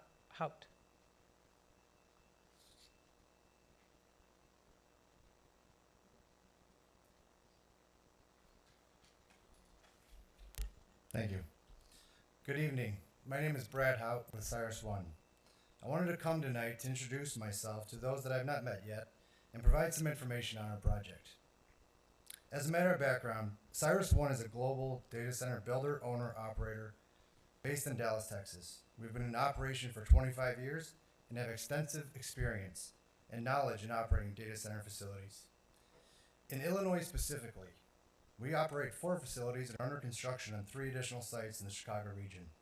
To date, we have invested over $1.2 billion in the state and support hundreds of direct employees, contractors, and service personnel. We utilize project labor agreements across these sites and work closely with organized labor to deliver world-class, mission-critical facilities. We are familiar with the many talking points used in support and in opposition to recent data center projects. We've received a number of questions from stakeholders and board members and have been responding as quickly as we can. As we continue to respond to questions, we'll be posting those Q&A documents or Q&A responses on our public website where some of those responses live today. We will continue to supplement that with new questions that we receive and work to provide answers. We've heard concerns about transparency and will continue to be responsive in addressing questions. As it relates to water usage, I did want to provide some specific guidance as that has been a topic that has gained a lot of attention. As you may already know, our facilities use a closed-loop cooling system that allows for our facilities to use 99% less water than a data center that uses evaporative cooling. The cooling technology is well established and used throughout the country and the state on several large-scale industrial, residential, and commercial facilities. Each of our buildings systems will require a one-time fill of approximately 225,000 gallons. Once filled, the water is circulated continuously and treated with a minimal amount of corrosion inhibitor to protect the pipes and microbiocide to kill bacteria such as Legionnaires. After treatment, the system remains 99.99% water.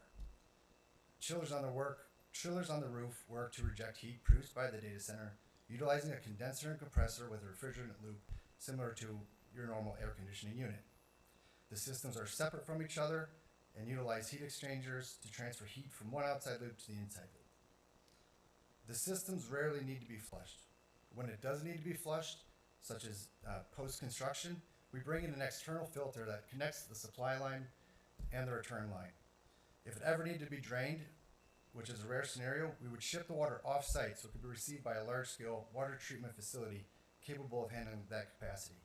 Our on-site septic system would not be able to handle the cooling load going to that system. For our on-site domestic loads, Mr. Hout, that's 3 minutes. Can you 10 seconds to wrap it up? our domestic load for our sinks and toilets is 1,100 gallons per day. We do have that FAQ site up, and we're happy to answer any questions. There's a website to send questions to us directly if you'd like to receive answers. Thank you. Thank you, Mr. Hout. And the next person who signed up to speak is Chris Arnold. Mr. Arnold?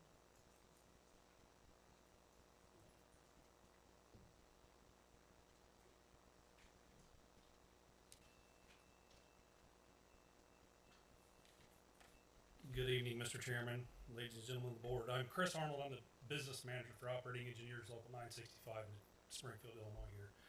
We represent about 1,300 members across the Midwest, or central part of the state, through about 400 in Sangamon County alone. I'm here to speak on behalf and promote Cyrus One.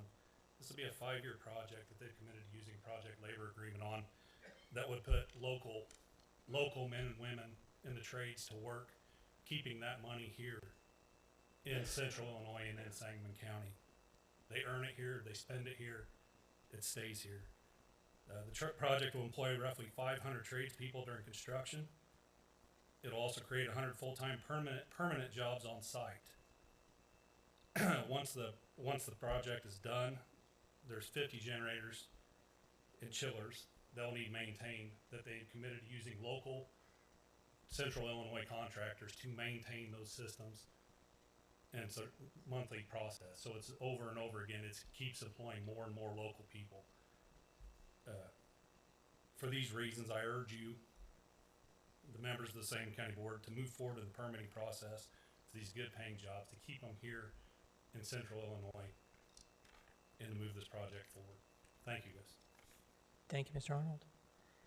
And the next person who signed up to speak in order is Ann Logue. Ms. Logue.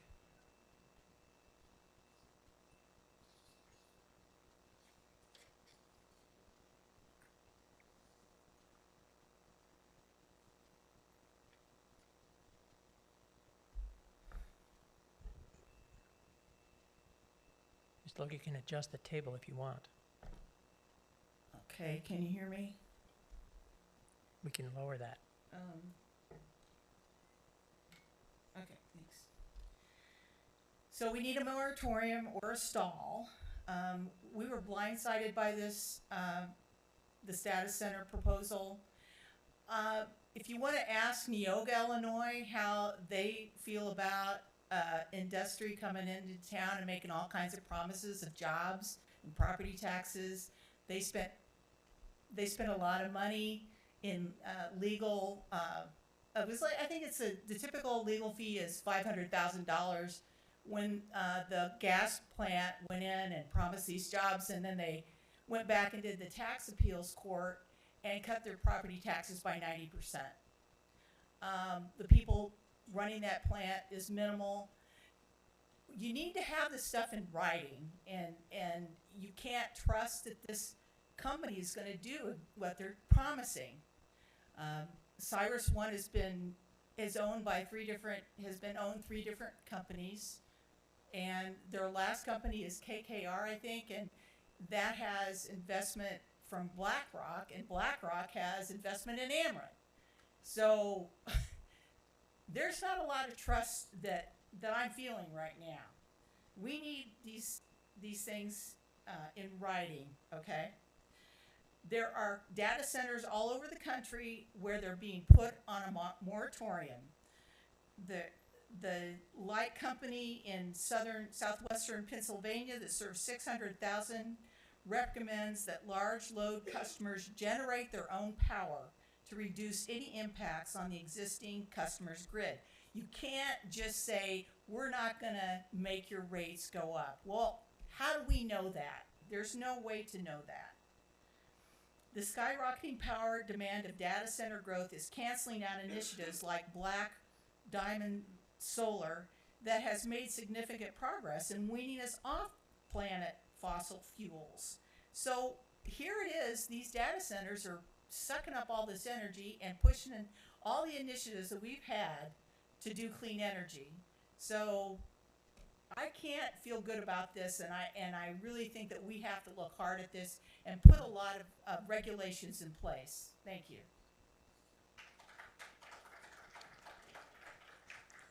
Thank you. The next person who signed up to speak is Ryan McCready.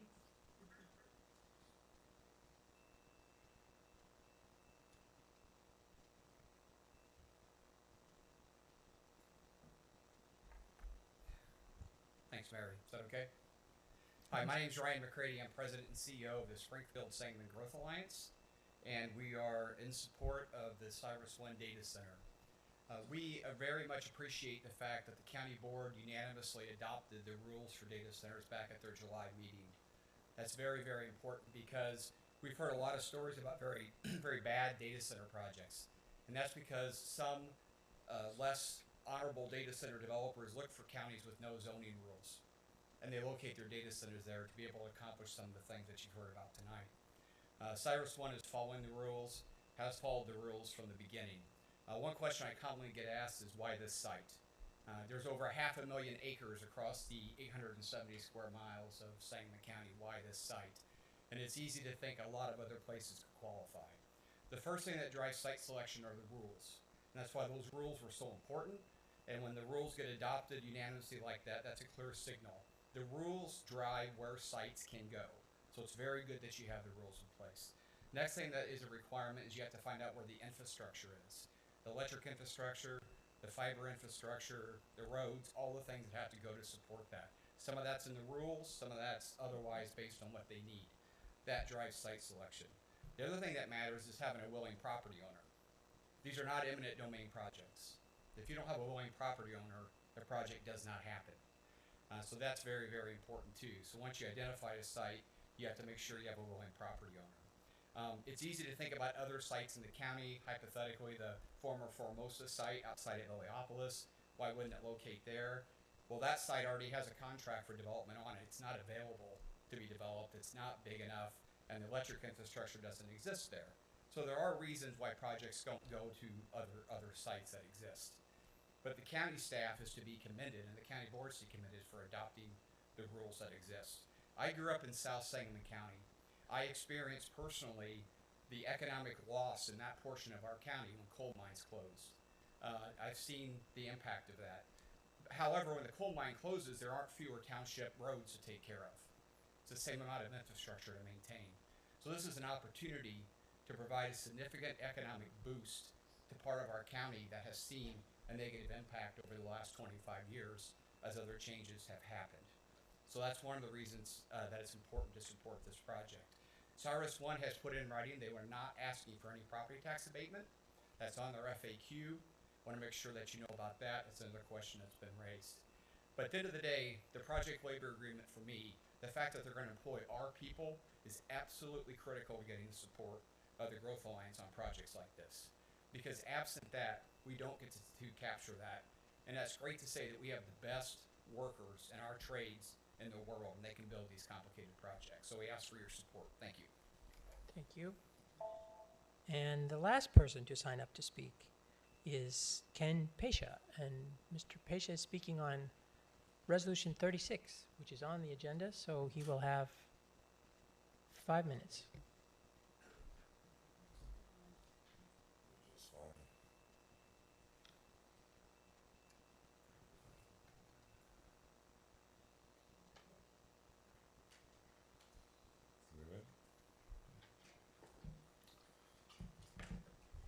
So I'll talk about the thing I usually talk about, the Massey Commission. I will note that I did sign up for the budget, and I'm not diverging from that. But what I didn't see on that budget is anything for a lot of the recommendations that they made on there. You guys had plenty of time to plan for that. One of the things that goes into this data center is environmental justice. That was also outlined within the Massey report.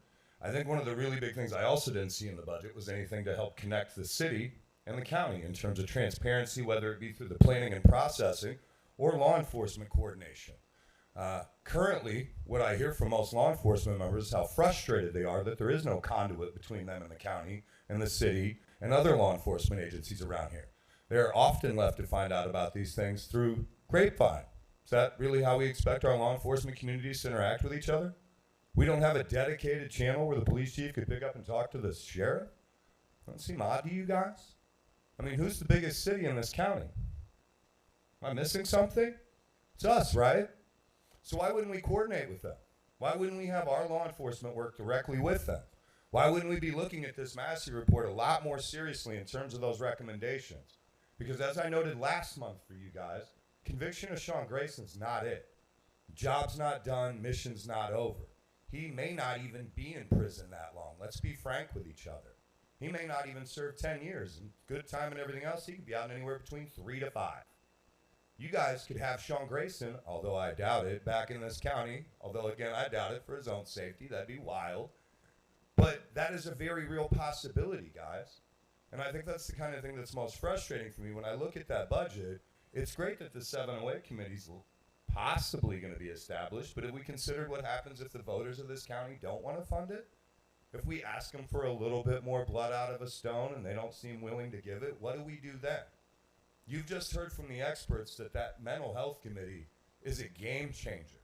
It will save you tens of thousands, millions over decades, countless lives.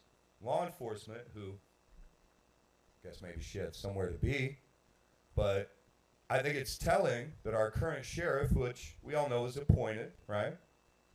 She didn't say anything about that Massey trial verdict the day of. Maybe she was busy with their fundraiser that night.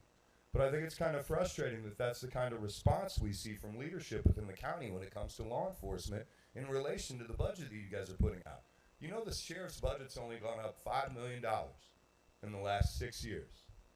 That's not a lot, guys. Not when we're getting our lunch served to us by small little towns around here for recruitment, and I'm sure Paula will tell you all about it. We don't get good candidates. One of the newest candidates that I know got hired, it's got MAGA AF in his profile picture.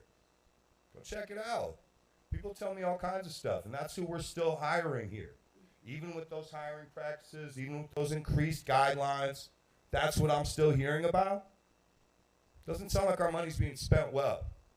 And when it comes to the Massey Commission outlines, I heard a lot about the money that got spent on it, but I'm not seeing a lot of money as to what comes next. There's 26 recommendations in there. None of them are free.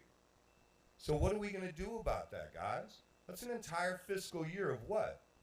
Are we hoping the Massey Commission's not-for-profit works out and they'll just come to you guys and tell you what you're not getting done? Is it going to be up to people like me to come up here and talk about it for the next year? Because that's pretty frustrating. I have other things to do, too. Quite frankly, it's kind of nice you guys weren't for once scheduled against city council. I didn't have to physically jog back and forth to talk to you guys. Because that's the kind of thing that happens around here. Because there is no coordination between city and county when it comes to things like that. And that's the kind of thing that with the budget that I'm seeing, and I look through these appropriations, and I look through where the money's going, and you guys do have great programs, like the Narconon spending that you're doing and other things. But that isn't the end of it. With the Massey Commission's recommendations, and I know they're expensive, but if we don't start on them now, where are we going? How expensive is it really going to be? What did Sonia Massey's murder really cost us, guys? It's not a dollar figure. Like I heard about the program that Annette mentioned about helping people take their medication, because it didn't make money. We ended it. Do we really think certain things have to be profitable to make them worth doing? I mean, I think that's the frustrating part. Like, you guys have to know that the more money you spend on, like, say, cameras in our county jail, which we have not upgraded since I was a child, why does my corner store have better footage than the county jail does of its own inmates and the security within it? I'm sure the money that we spend on a lot of other things could go a long way to avoiding the cost of those lawsuits and other things, but I wish more people spent more time coming out for these things, because that budget's going through tonight. Anybody else know that was happening? That's time. Thank you. All right. That ends the public comment portion of our meeting, and we now proceed to the regular order of business. If you wish to go home or to the restroom, you're welcome to do that now before we proceed to the regular order of business. We'll give the room just a minute's break here.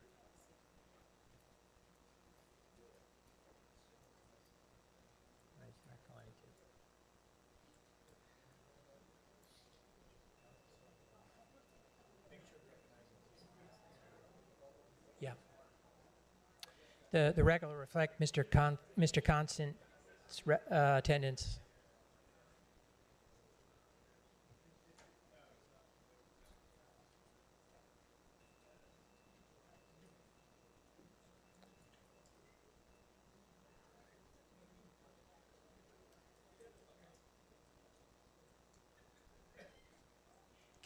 Can I ask our technician, how are we doing voice-wise? Are we picking everything up pretty well?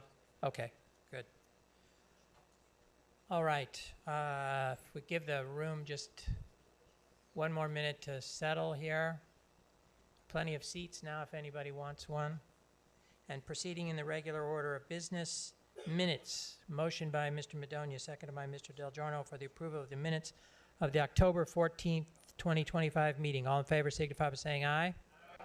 Opposed, no. The ayes have it. Minutes are approved. Correspondence. Motion by Mr. Del Giorno, seconded by Mr. Madonia to place correspondence on file with the clerk. All in favor signify by saying aye. Aye. Opposed, no. The ayes have it. Correspondence will be placed on file with the clerk. Resolutions. Resolution number 1, Mr. Clerk. Resolution 1, resolution approving the fiscal year 26 procurement of diesel fuel and motor fuel in the amount of $200,000.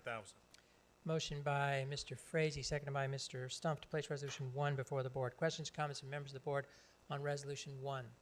Seeing none, the clerk will call the roll. Ayers. Yes. Canman. Yes. Constant. Yes. Dafsco. Yes. Diener. Yes. Del Giorno. Yes. Deppie. Yes. Douglas Williams. Yes. Forsyth. Frazee. Fulgenzi. Guyton. Aye. Hall. Correll. Lathan. Madonia. McGuire.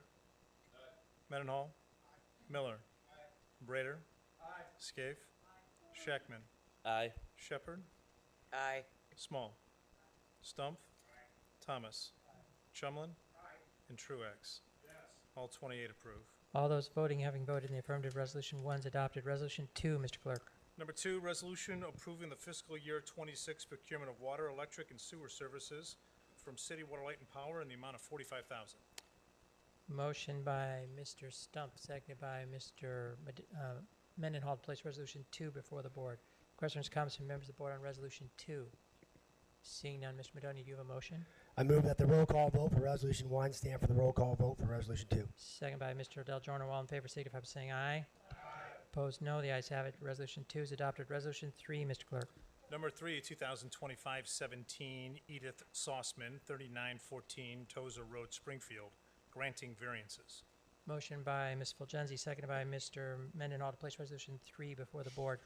We're now entering the zoning portion of the meeting, and it's our policy to ask if there are members of the audience who wish to speak in opposition to the proposed zoning. Seeing none, are the members of the audience who feel it's necessary to speak in support of the proposed zoning? Seeing none. Mr. Mendenhall, do you have a motion? Since we have no objectors, I move we waive the staff report. Is there objection? Without objection, so ordered. Questions or comments from members of the board on Resolution 3? Seeing none. On the question, all those in favor of adopting Resolution 3 signify by saying aye. Aye. Opposed, no. The ayes have it. Resolution 3 is adopted. Resolution 4, Mr. Clerk. Number 4, resolution approving the procurement of goods and/or services for the Sheriff's Office from Advanced Correctional Health Care for the purpose of providing medical and mental health services to inmates in the amount of $2,518,693. Motion by Mr. Chumlin, second by Dr. Lathan to place Resolution 4 before the board. Mr. Chair, Mr. Del Giorno. I move that we consolidate resolutions 5 through 8 with 4. Second by Mr. Davsco. Mr. Clerk, will you please read Resolutions 5, 6, 7, and 8?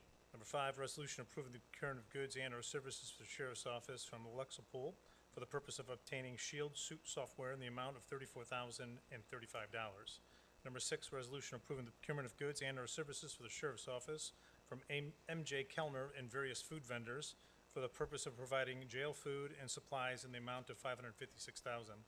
Number 7, resolution approving the procurement of goods and/or services for emergency telephone systems from Tyler Technologies for the purpose of various software's license and maintenance services in the amount of $42,500.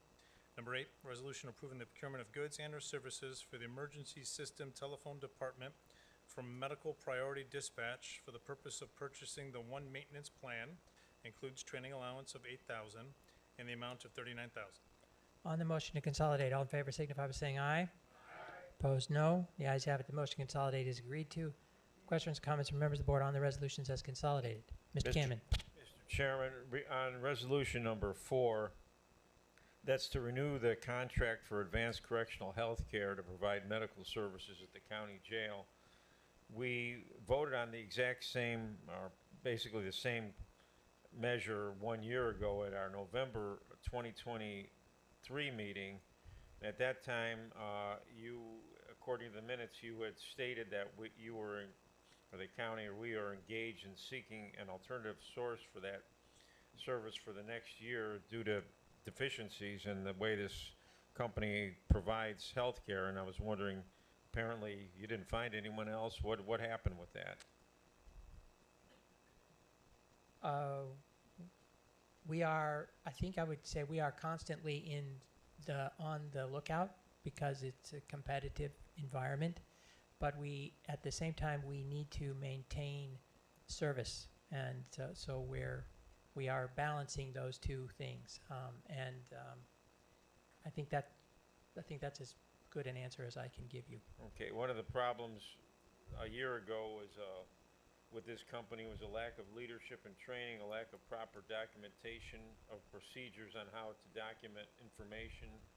They, everything this company does at that time was through paper charting, meaning they didn't use electronic medical records. Is that still the case? Are they still only using paper records? Can the sheriff answer? Yeah. So they have electronic medical records.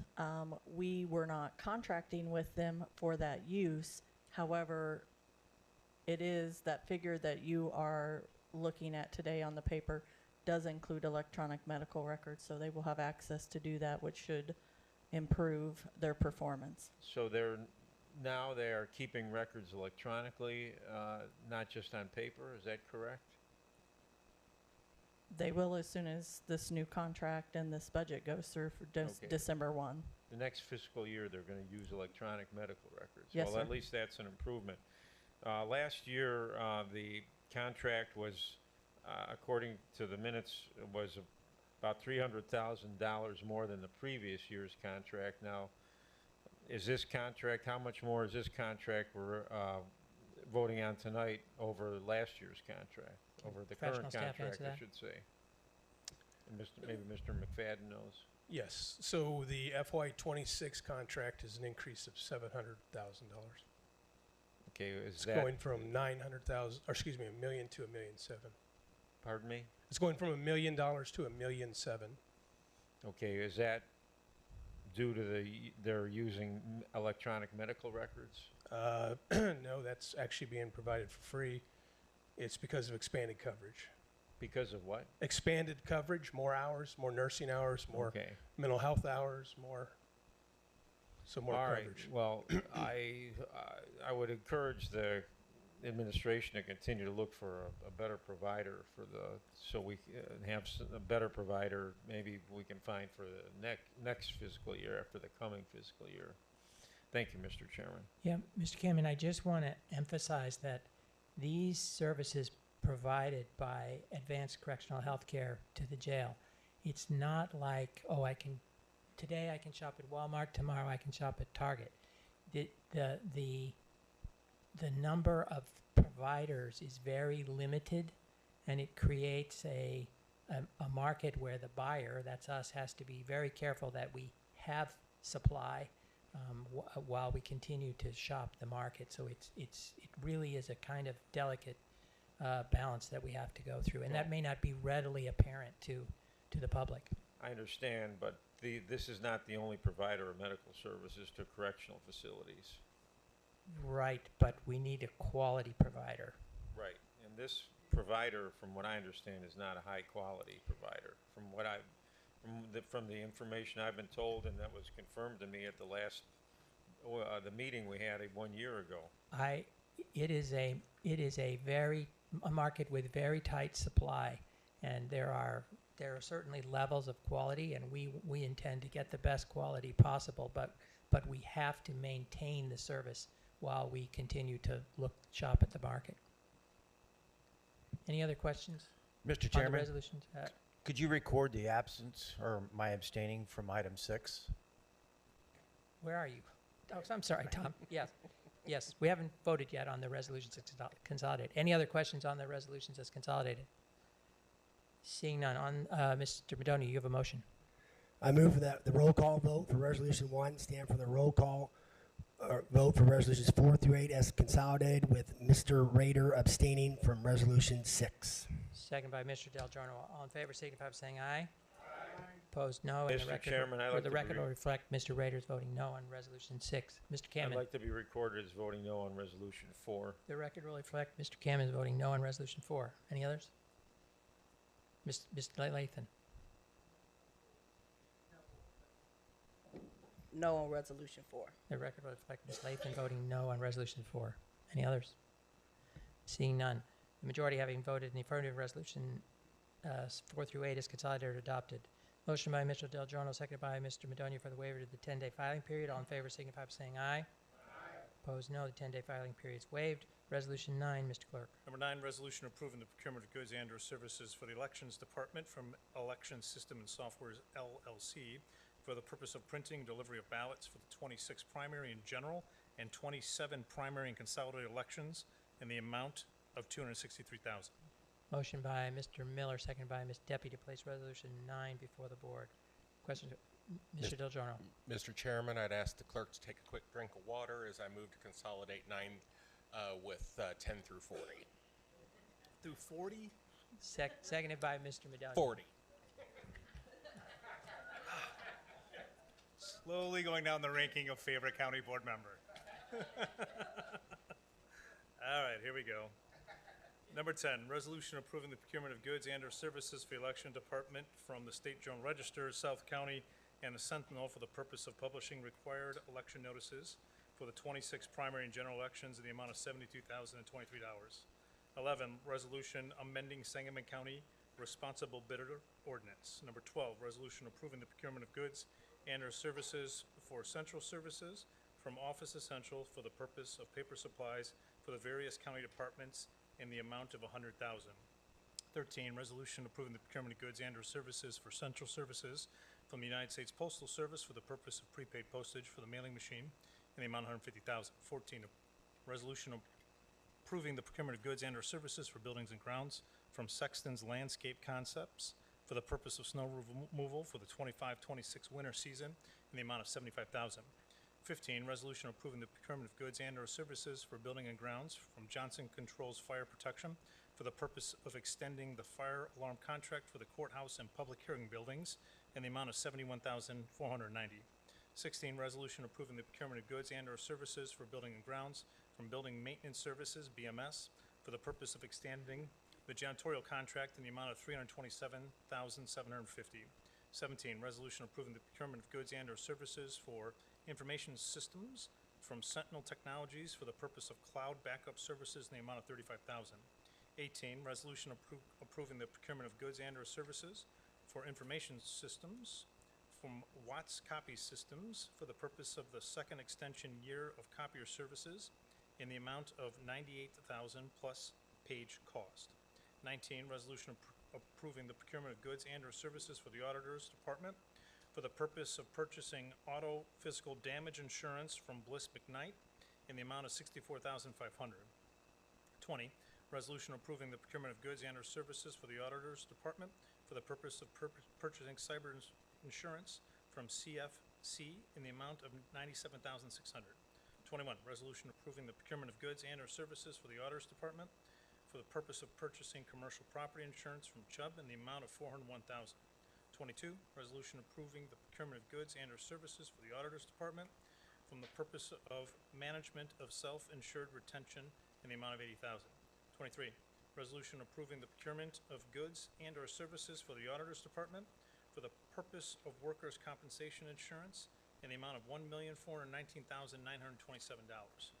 24, resolution approving the procurement of goods and/or services for the Public Health Department from Heartland Housed for the purpose of providing Narcan distribution services in the amount of $150,000. 25, resolution approving the procurement of goods and/or services for the Public Health Department from Morgan County Health Department for the purpose of providing Narcan distribution services in the amount of $80,000. 26, resolution approving the procurement of goods and/or services for the Public Health Department from Sinclair Broadcasting for the purpose of providing Narcan advertising services in the amount of $50,000. 27, resolution approving the procurement of goods and/or services for the Public Health Department from Lamar for the purpose of providing Narcan advertising services in the amount of $45,740. 28, resolution approving the procurement of goods and/or services for the Public Health Department from Fire Lake Manufacturing for the purpose of purchasing a new animal incinerator in the amount of $85,500. 29, resolution approving a grant application for community resources for the Illinois Department of Commerce and Economic Opportunity for the CSBG program in the amount of $816,483. 30, resolution approving a grant application for community resources from the Illinois Department of Commerce and Economic Opportunity for the weatherization program in the amount of $414,001. Resolution 31, resolution approving the procurement of goods and/or services for the County Board Administration from various legal firms for the purpose of legal counsel in the amount of $250,000. 32, resolution approving the procurement of goods and/or services for the County Board Administration from Verizon Wireless for the purpose of ETSD wireless services in the amount of $152,400. 33, resolution increasing the number of sewer rebate board members to 4, with 1 being member of the Sangamon County Board. 34, resolution approving the procurement of goods and/or services from the Public Defender's Office from Dr. Pan for the purpose of forensic examinations in the amount of $55,000. 35, resolution approving the procurement of goods and/or services for the Circuit Clerk's Office from Saltus Technologies LLC for the purpose of an e-citation program and services in the amount of $131,708.16. 36, resolution approving the annual budget and appropriation ordinance of the County of Sangamon, Illinois for the fiscal year December 1st, 2025 through November 30th, 2026 in the amount of $216,589,533. Number 37, resolution authorizing Sangamon County to participate in a service program of the Office of the State's Attorney's Appellate Prosecutor from December 1st of 25 through November 30th of 26 for the express purpose of providing a portion of funds required for financing the operation of the Office of the State's Attorney's Appellate Prosecutor in the amount of $41,000. 38, resolution amending Sangamon County Code regarding meetings of the county board and its committees and regarding the adoption of a board member email policy. 39, an ordinance amending the Sangamon County Comprehensive Fire Protection Plan by annexing specific parcels to the Waverly Fire Protection District. And finally, number 40, resolution to approve a contract with the Development Corporation of the amount of $20,000. Very good. On the motion to consolidate, all in favor signify by saying aye. Aye. Opposed, no.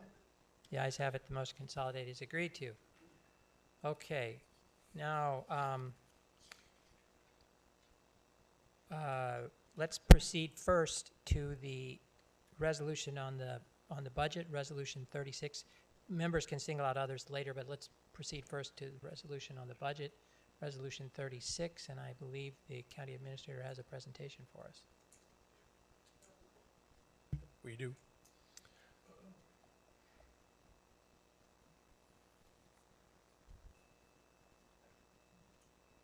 I think we do.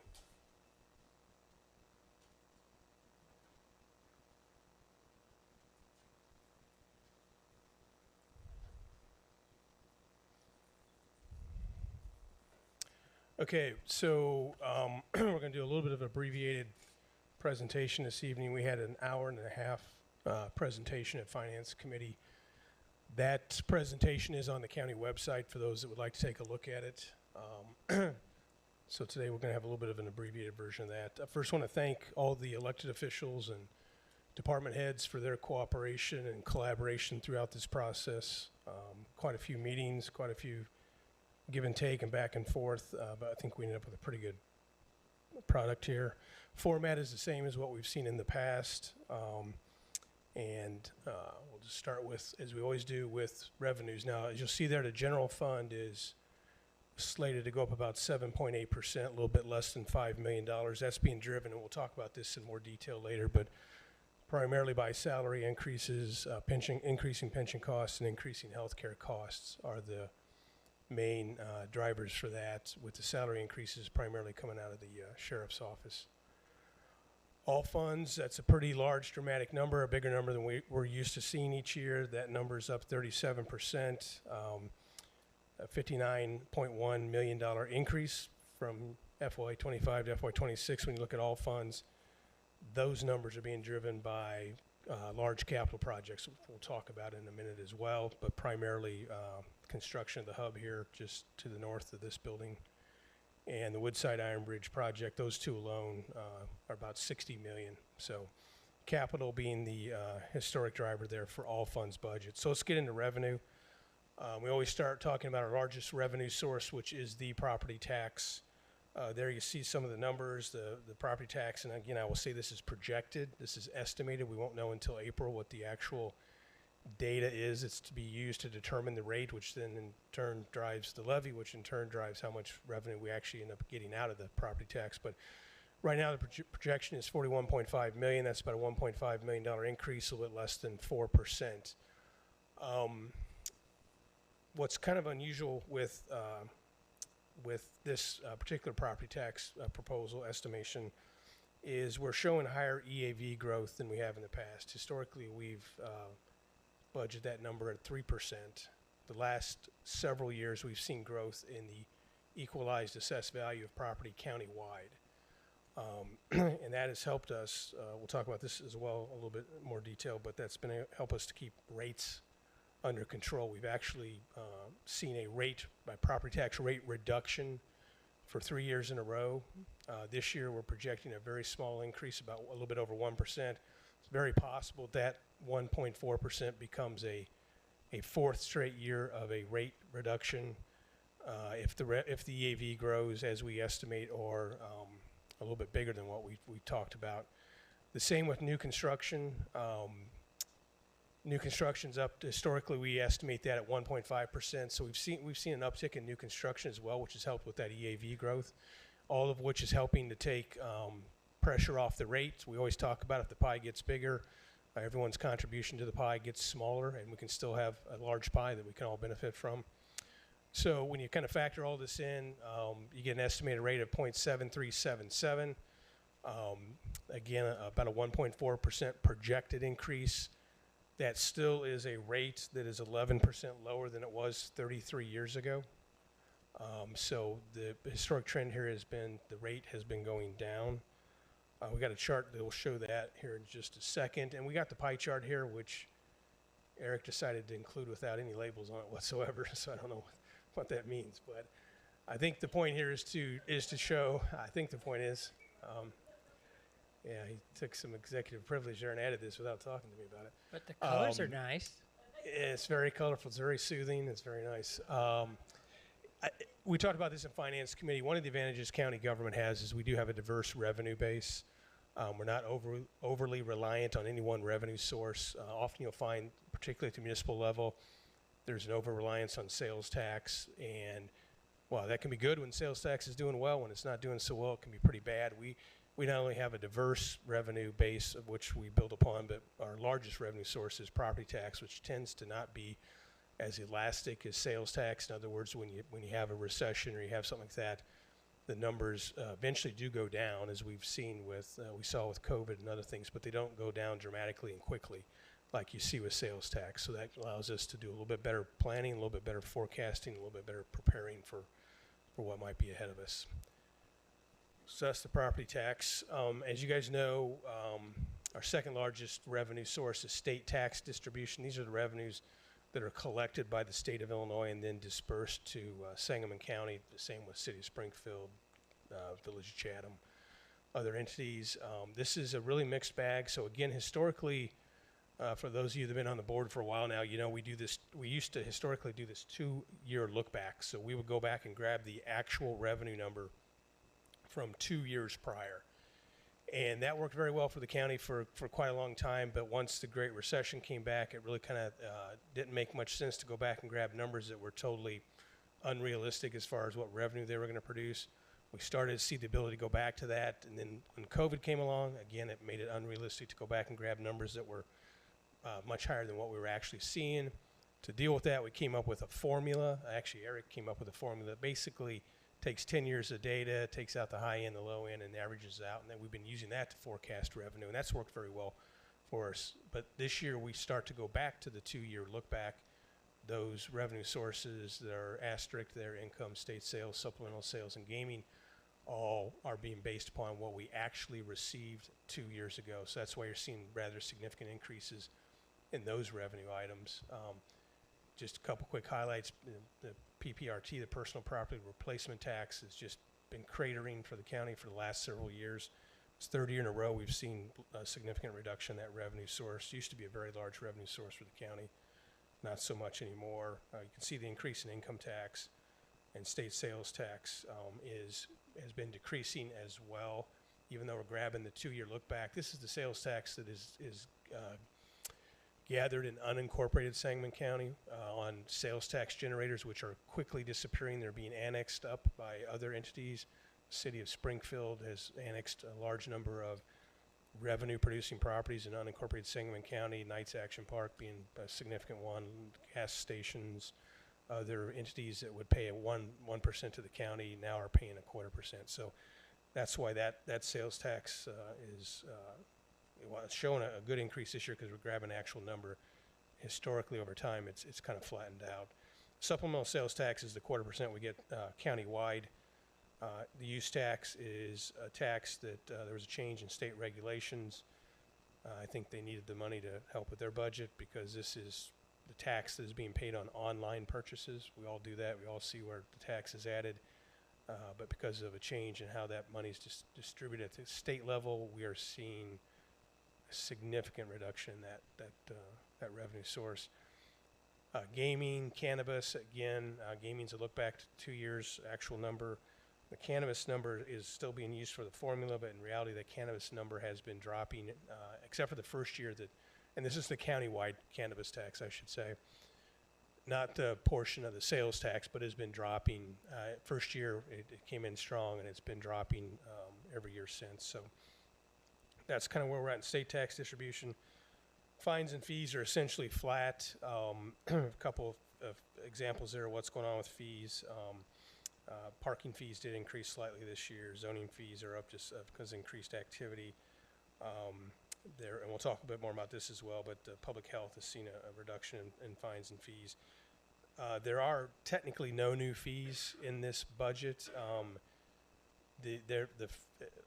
During the this fiscal year, we adopted a fee structure for out-of-county services, autopsies primarily for the coroner. As we all know, the coroner is a regional facility. It serves 20 some odd counties now, and a fourth of the counties in the state utilize Sangamon County for coroner services.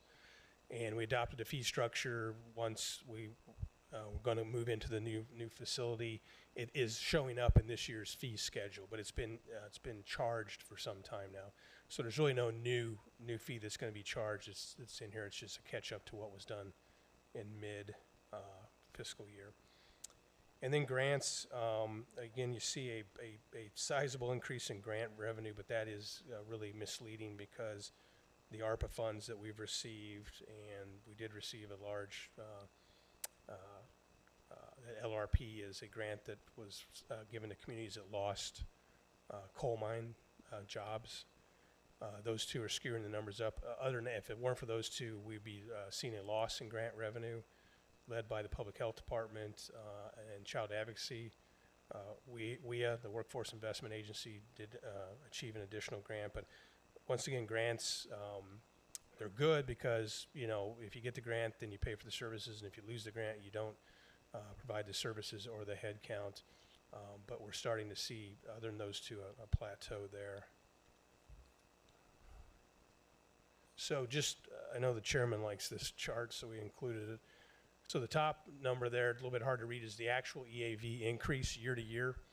You can see, it's the last 3 years, it's increased at a percentage higher than what it historically has. It always increases every year, with the exception of one COVID year there where it just barely grew. But it's no secret that when you look at the end of that chart where you see 3 years of growth, you go to that bottom chart and you see 3 years of rate reductions. So again, if the EAV is growing at a clip, and here, it was around 9%. There was a time historically when it grew by 9% every year. You're able to, when the EAV grows, the pie grows, and therefore you don't have to ask so much from people to keep programs going. And that's what's helped benefit and allow the county board to have a rate reduction for the last 3 years. The middle chart is the new construction increases. And while not as dramatic as we see with the EAV increase, it is starting to turn here the last 2 years with an increase. So what that all means is positive for the taxpayer, the property taxpayer, at least from Sangamon County's perspective. As you know, we're only 10% of the property tax bill, but we've been able to do a rate cut. Obviously, the schools drive most of your property tax bill, but we have able, with that EAV, to take advantage of that and have a rate reduction.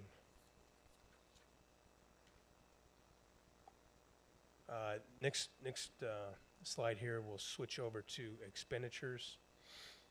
Headcount, we're seeing a reduction in headcount in this budget. We'll have details here in an additional chart in a minute.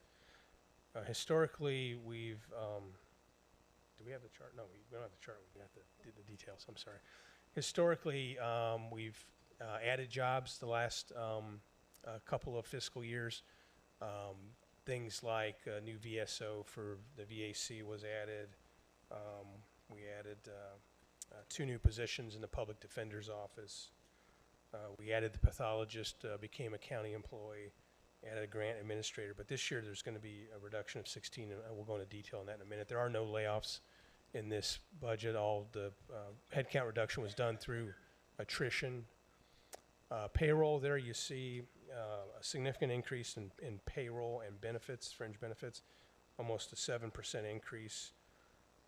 A lot of that, again, as I mentioned before, is being driven by wage increases, and we'll talk about what's proposed in the sheriff's budget here in a second, but also increases in fringe costs, primarily health insurance and pension costs.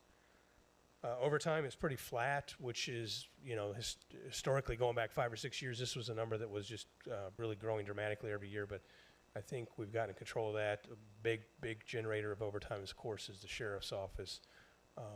And we've not seen wild swings there as we have in the past, so that's good news as well.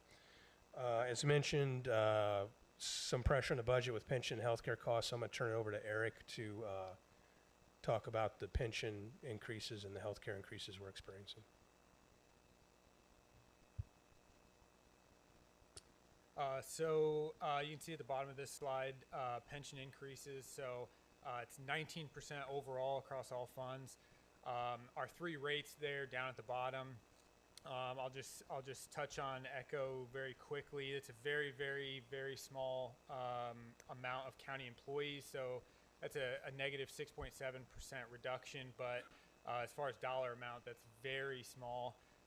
Regular and SLEP, you can see both increased about 13% for pensions.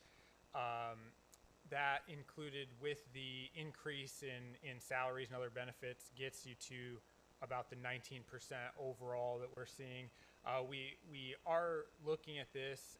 We have seen other comparable counties and looked at what's happening with their rates, and we are seeing similar rate increases with our comparable counties. So it's not unique to Sangamon County. We are trying to get some additional details on the reason for this large of an increase, 13% year over year. We have not gotten a satisfactory answer from our pension administrator at this time, but we are staying on to see if we can find out some more information on that. Yeah, so I think everybody knows that the main driver for the pensions are their investment returns, and of course the investment returns have been good. So it's really baffling. Even in the Great Recession, we did not see an increase in pension costs like this when the market tanked. And Eric's being polite, like he often is, but it's been very frustrating to try to get any explanation as to why this is happening, given the fact that we still have vacancies. The market performed well. A little bit of comfort that other counties are experiencing the same thing we are, so we're not alone in this, but it's been a little frustrating. Explain that we thought maybe we just withhold the payment to try and get some answers, and that doesn't work. Yeah, one of the great things about IMRF is if you don't pay the bill, they take it out of that tax revenue that we talked about 5 minutes ago. So they have the ability to go to the state and get an offset, much like you would, for child support or something like that. And it's really why that system's healthy and the other systems are not, because if we don't pay the bill, then we don't get the revenue, and they get paid anyway. So.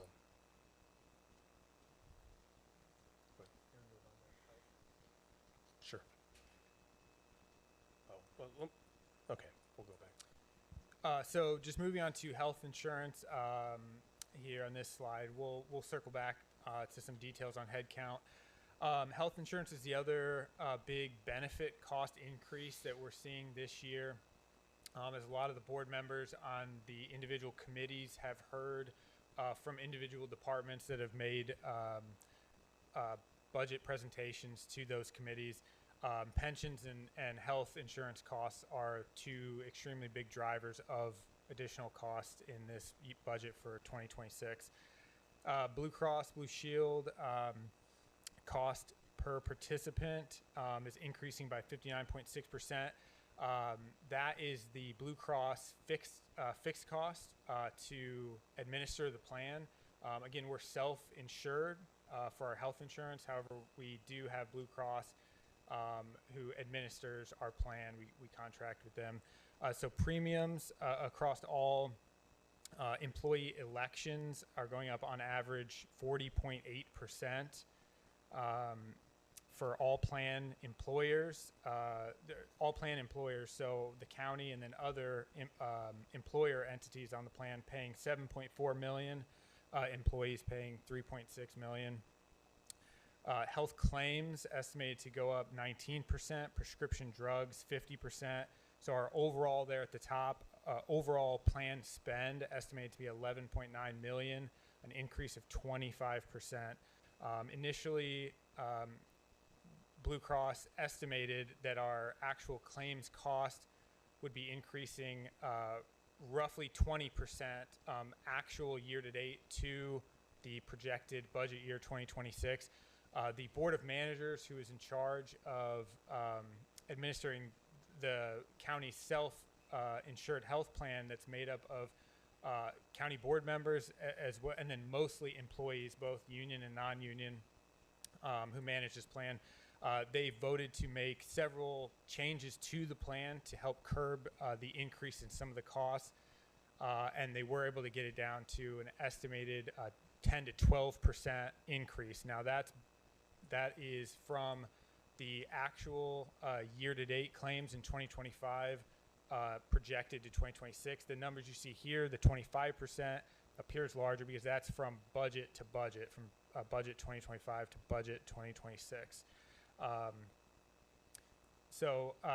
With those plan changes, we were able to curb some of that cost. However, the board also had to, you see that large increase in premiums was due in part to the fact that the use of fund balance is now budgeted to be $0. So that means in previous years, the plan fund has subsidized or paid for some of the claims expenses, and that fund balance has essentially dried up. So we're not able to use any additional fund cash to provide that benefit. So the county and the employees are having to fund this plan estimated claims cost in full. And so that's partially the reason you're seeing that big increase in the county's cost as well as the employees' cost. So this is one of the very big drivers, along with pensions, that we're seeing in 1 year, two extremely big increases in benefit costs. I just want to make this point, and I appreciate Ms. Fulgenzi agreeing to serve on that committee, but the board members who are on that committee really have to help explain to the employees who control that committee that when we had this big cushion, we really shouldn't have spent it by reducing the premiums every year. We need to maintain that cushion. If we increase the premiums just slightly, we'll maintain that cushion, and we won't put ourselves in a position where suddenly there's a big increase in the premium. And we've got to communicate that message well to the employees who are in charge here. Yep. So going into fiscal year 25, the fund balance was? It was around $3 million. It's now $0. Yes. So. And at one point it was $8 million. It was over $9 million. And it felt good spending it down and not raising the premium, but if we just raised the premium just a little bit every year, we'd have maintained that cushion, and we wouldn't have this big increase being pushed on everybody right now. So those of you on that committee, please carry that message to the rest of the committee. So, yeah, additionally, so with the health plan, we have a high increased utilization that we'll touch on later as well. but we're seeing higher utilization of the plan and higher, much higher costs of claims for the plan as well. We do have individual stop loss as well as aggregate stop loss in place. That's part of that Blue Cross fixed cost.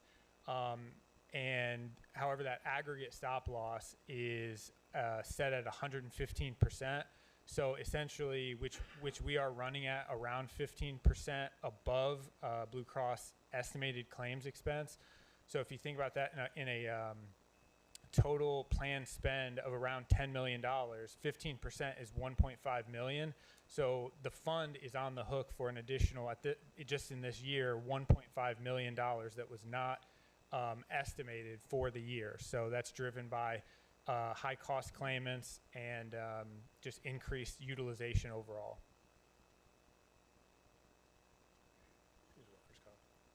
Oh, yeah. So I'll touch on workers' comp here as well. So the premium that was in one of the resolutions earlier on the agenda is $1,419,927. That's a 14.2% increase. So what we're seeing that you can see here with claims, and we don't have a historical chart here, but the number of claims historically has been dropping every year and staying very low. However, the cost of each claim is significantly higher than in the past. So with our workers' comp carrier, they do a 5-year look back and then project for 2026 and set the premium based on that. We have had 4 of the last 5 complete years, very high costs, over $1 million in 4 of those 5 years. With 1 year being around $2 million in a single year of actual claims paid for workers' compensation. So that's the reason we're seeing that premium increase. 2025, you can see there year to date, 474,000 roughly is a much lower actual expense. So we'd like to see that stay at that level.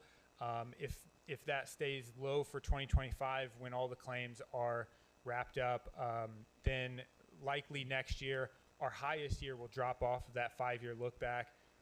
Ideally, we'll have 2025 a relatively good year in the projection. And so that will hopefully start to see those, or that premium decrease and can continue that trend down. But just reiterating that the number of actual claims are continuing to stay low, but it's the individual costs of some of these claims that are extremely high. So you can see, some of the pressure centers as far as payroll, health insurance, pensions, workers' comp, all trending significantly higher than what they have historically. One that isn't is commodities. It's not near as large of a item as the others, but it is a reduction this year. And that's mostly through an exercise that we go through every year, kind of tightening up those lines and seeing lines that maybe are over budgeted or under budgeted and trying to true those up with actual activity. This year results in a reduction. And then debt is something always we obviously want to be reasonable about our debt. We haven't issued debt since 21. And so our outstanding debt continues to decline. At the end of FY26, it'll be a little over 45 million. And our authorized GO cap, I think, is 135, something like that. So we're nowhere even close to the amount of debt that state statute says that the county could be carrying. So here, going back to details and headcount, even though there's a negative 16, there are jobs being created in this budget and jobs that are being eliminated in this budget. And the bottom there, you just see a little bit of a historical bar graph to show you where it's at. But the details, the county clerk has eliminated 1 position, and that is assistant director position in vital records. It was actually increased by 1 from the transition from Kelly to Daddario, and now it's being reduced. Court services, a reduction in 3 probation officers, and those 3 probation officers did pre-trial services. That function has now been taken over by the state of Illinois, so that is something the state of Illinois as a service the state provides. So those 3 positions were eliminated through attrition, and actually I think those 3 individuals are now working for the state of Illinois. Heartland housed 4 additional positions. Those are all 4 outreach coordinators. They're all being grant funded. As you know, we kind of are the administrative agency for Heartland House. They're considered county employees for salary and benefit purposes, and they received a grant for those 4 outreach coordinators. Juvenile Detention Center is elimination of a detention officer, but we created a new supervisor position last year, so they kind of washed out, but it's being carried out over a 2 fiscal year process. So the gain last year is being offset by the reduction this year when the position was moved up to a supervisory position. Public Health, the largest number of reductions there. A number of these positions eliminated in Public Health, and most of those are grant funded. As you know, our policy has been, if the grant goes away, then obviously most often the costs go away as well. So we're seeing a reduction there. OEM, that's a 3rd position was added in OEM last year's budget. That's being eliminated. It's not really needed. Elimination of the recording clerk in the recorder's office, as that office and the county clerk began a process of consolidation. Regional planning, 3 eliminated positions. Those were all 3 positions tied to grants that they no longer received, and so those are being taken out of the budget. They've been carried in there for a couple years and really shouldn't have been. Sheriff's Office has a net increase of 2 new positions. Both those positions were requested by the sheriff. One is a lieutenant in corrections. I think as those of you in jail committee know, the sheriff brought in an independent consultant to review the jail operations, and that consultant has had some recommendations, and the sheriff, don't speak for her, she's sitting right next to me here, but the sheriff wanted to make sure that she had someone riding herd, for lack of a better term, on all those recommendations and making sure that they're being pushed through. So she asked for additional position in corrections. It's being granted. And then we added a sergeant, again per the sheriff's request, who will be primarily focused on additional training. As you know, additional training is an issue that's been highlighted since the Massey murder and part of the DOJ review that we had. And once again, I speak for the sheriff, but I think she wanted an individual whose sole focus was going to be on training and compliance with the DOJ recommendations. Moving down the line, elimination of 3 positions in the state's attorney's office. All those positions were, so we went through an exercise earlier this year with, when we sent out the budget to departments, if you had a position that was vacant for more than a year, you lost it. And some departments came back and said okay, some came back and negotiated with us. In the state's attorney's office, we negotiated with, and this has ended up with an elimination of 3 positions. I think there were 6 total vacant at the time. Most of these are civilian positions that are being eliminated, and the state's attorney agreed to this. And in zoning, we have 2 positions that have been vacant for quite a while as well. So when all that flushes out, the addition and the subtraction, you end up with a net reduction of 16 positions. Okay, department highlights. So as we do every year, and I'll remind you guys, the longer presentation that was done at Finance is on the website, as is the actual county budget ordinance resolution. So here we have, we include departments that have significant changes one way or another, either in an increase or a reduction, and then we rank them by the percentage change in those departments. As you see, the biggest percentage increase was at Heartland House, and it was those 4 positions that we talked about earlier. They're all grant funded, but that was $187,000 that increase in their budget. Circuit Court is one of our smaller agencies. It's not the circuit clerk, it's the circuit court, and there's some lines in there, legal fees, some other things that if we see a trend that's where spending is over budget for 2 or 3 years, we go in and fix that, and that's what that represents there in circuit court. The Veterans Assistance Commission, you see once again the 4th year in a row that we've had a large increase in the Veterans Assistance Commission budget. In 23 it was a 26% increase, 24 it was a 33% increase, 25 it was a 29% increase, and this year it's a 26% increase.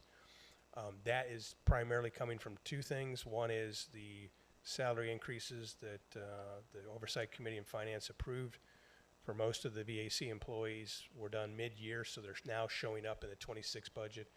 And there is a 10% increase in spending authorization for direct assistance to veterans. The VAC provides rental assistance, utility assistance, medical assistance, dental assistance, those kind of things. And that those line items, it's 3 or 4 line items, were grown by 10% this year. They had a much bigger increase last year, 40%, roughly. So below that, we've got the county clerk and those pesky elections that cost a lot of money. So this FY26 is going to have 2, obviously, significant elections, governor's race and a primary in March. So that's going to drive that up. You'll see a somewhat similar reduction when we have a light year, when there's very few elections. Central services, that's paper cost increase for paper and some comp time payment. The workforce investment, that's an additional grant they received. We saw that before in the grant funding. Circuit clerk, that increase there, 12%, is being driven primarily by some capital requests. As you know, the payment center has moved down to the first floor, and that's freed up some space up in the circuit clerk's office, and circuit clerk is wishing to do some work there to utilize the space a little differently. Frankly, this probably is something will be handled out of our long-range planning fund, which is what we used to for major capital improvements, things like that. But we went ahead and left it in the budget for now. But that's what that big increase is. And then they were, as far as departments go, they were really hit pretty hard on those benefit increases with their employees. As you know, it's a large department. It's, I think, our 3rd or 4th largest county department, county office. So there was a significant increase there. Fleet maintenance, that's just additional cost, commodity cost and contractual cost to fix vehicles have gone up. So you see that there. They do all the maintenance of all county vehicles. And then the sheriff up 11%, by far the largest dollar amount increase, 2.7 million of that 2 million, of that 2.7 million, 2 million reflects salary increases. What we pushed into the budget is the latest proposal that the county has made to both the FOP, both corrections and the deputies and court security. We've put, I can't go into too much detail here, but we feel we put significant salary increases on the table. Negotiations continue, possible mediation, but we assume that there's going to be a large amount of resources placed into salary increases within the sheriff's office. We also mentioned already a $730,000 increase in the ACH contract, and I think that was about 40% increase in coverage that we're going to see in nursing coverage and mental health coverage within the jail. So that's a significant increase in coverage, which is, you know, it's good for the inmates, more access to those services. This assumes full staffing, the new lieutenant position, the new sergeant position we talked about. There's an increase in this budget for training. There's an increase in this budget for recruitment. I do want to point out that there's a $700,000 reduction in revenue in the sheriff's office. So not only are we increasing spending by 2.7, but we're losing $700,000 in revenue. That's primarily because of the elimination of the SMTD contract and the DCFS contract and less utilization of federal prisoners. So the federal prisoner issue, and all 3 of those could potentially change as staffing increases, which is starting to happen, particularly on the deputy side. And then the one request the sheriff did make that didn't work its way into the budget was an increase in staffing for court security. Sheriff asked for 3 additional court security officers and 2 court security assistants, which is a new civilian position that sheriff has taken and approached ways to increase security without necessarily having to utilize a full-blown court security officer. We've decided, and I've talked to the sheriff, and she's okay about this, and I've talked to the chief judge. We know we're going to be putting more resources into court security because we're going to have a large building connected to this building here soon, soon 2 years, and patrolling that is going to be the requirement or under the jurisdiction of court security. So we got a lot of moving parts here. We're going to want to look at a comp analysis. What do other counties do as far as court security? we're talking about bringing in an expert who, because we're talking about policing a train station, a county square, a rather large parking ramp. So that's a work in progress, but we do recognize that there's going to need to be additional resources there. State's attorney, 8% increase even with the reduction in the positions. That tells you how much these fringe benefit costs are impacting budgets. IS, a lot of that's contractual work. Everything's in the cloud now, so it seems like everything we switch to, there's annual maintenance fees, and we're seeing that show up there. Building grounds, primarily utility costs. Court services is up 4%. That again is being driven by salaries, benefits, but I will point out that in FY25 we spent over $500,000 in out-of-county housing for juveniles, and this year the budget is at $100,000, and I don't think we'll need anywhere near close to that. We only have one juvenile that's still out of county, and I think he is going to age out here at some point. He's up in Cook County. Highways and public health. Public health grants are down, so there's a reduction there as well. Again, just to hit on capital. We've got a significant number of new and ongoing capital projects. Just to set the stage here, set the table. To date, we've completed $45.4 million in capital projects. That's Sangamon South. This is the complex work that we're sitting in here. It's Helping Hands was $10 million. It's the emergency radio program was $10 million. We spent almost $1 million on modernizing the courtrooms as far as technology. In FY26, you see there the hub is $123 million. The project itself is far more than that, but that's what we're looking at having to spend to finish it off. Of that, 28.9 will be county funds. Woodside Iron Bridge is $57.3 million. Of that, county funds are 24.5. Just going down, you see MacArthur Avenue extension, the proposed new community services building, which is an expanded public health building. SMART, which we've been able to manage to get state grants to cover all the costs now. SMART, as long as it stays within budget.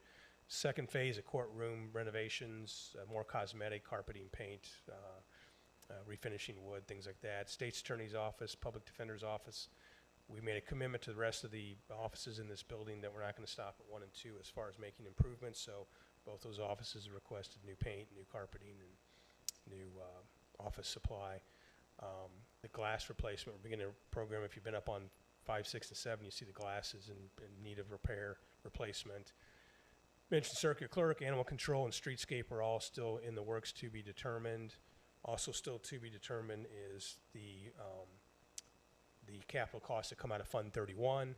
That's where we pay for a lot of things at the jail, camera upgrades, which we're in the middle of a significant camera upgrade right now. We do that about every 2 or 3 years. We do a number of things in the jail that come out of that fund.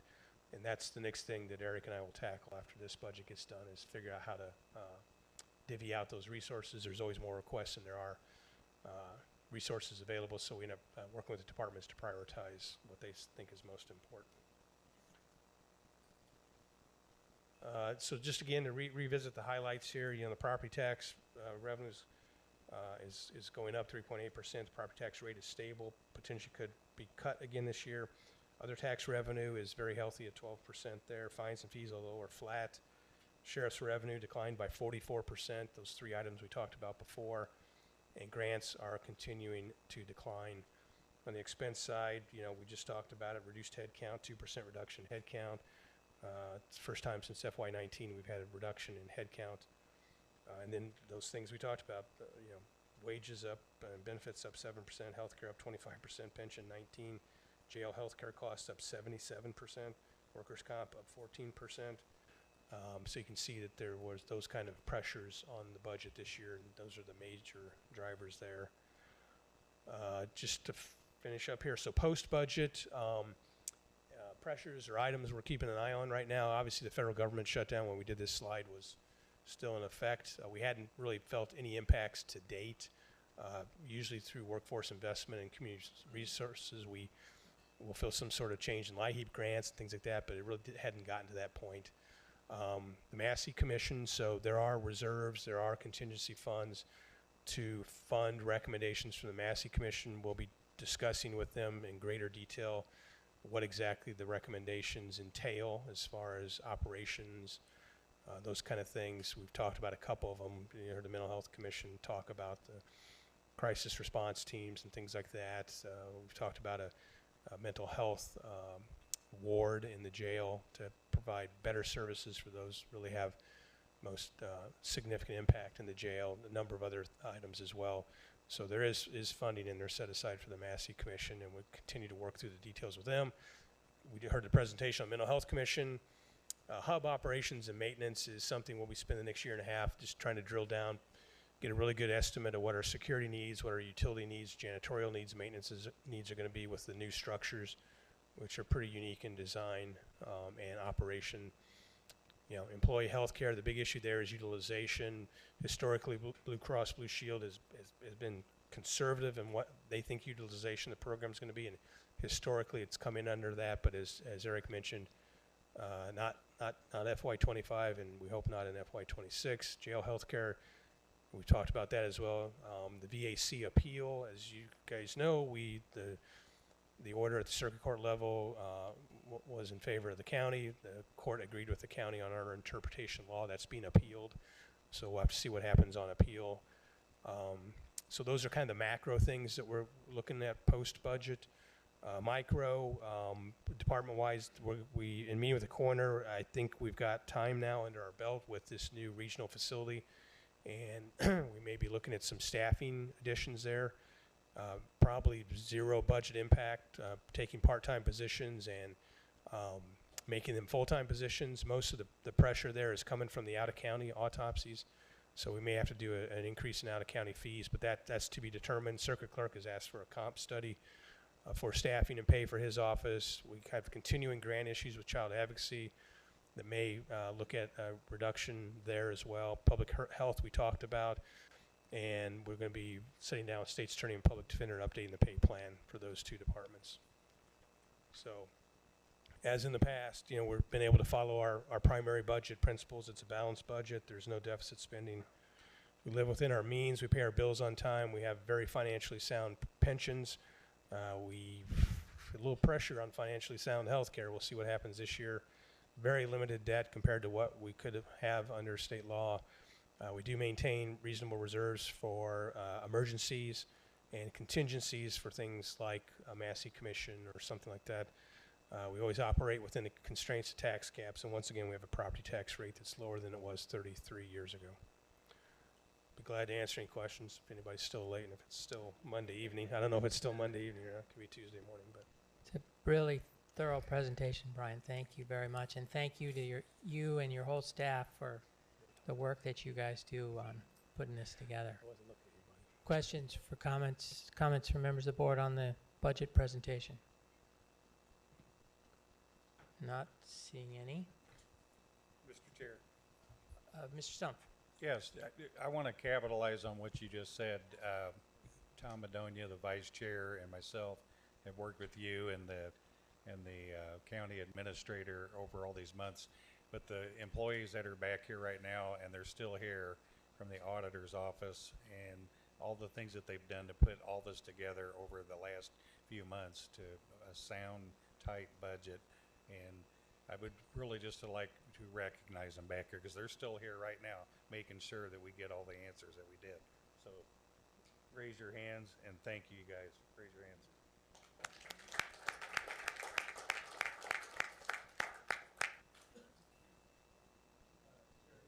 Mr. Hall, on the budget?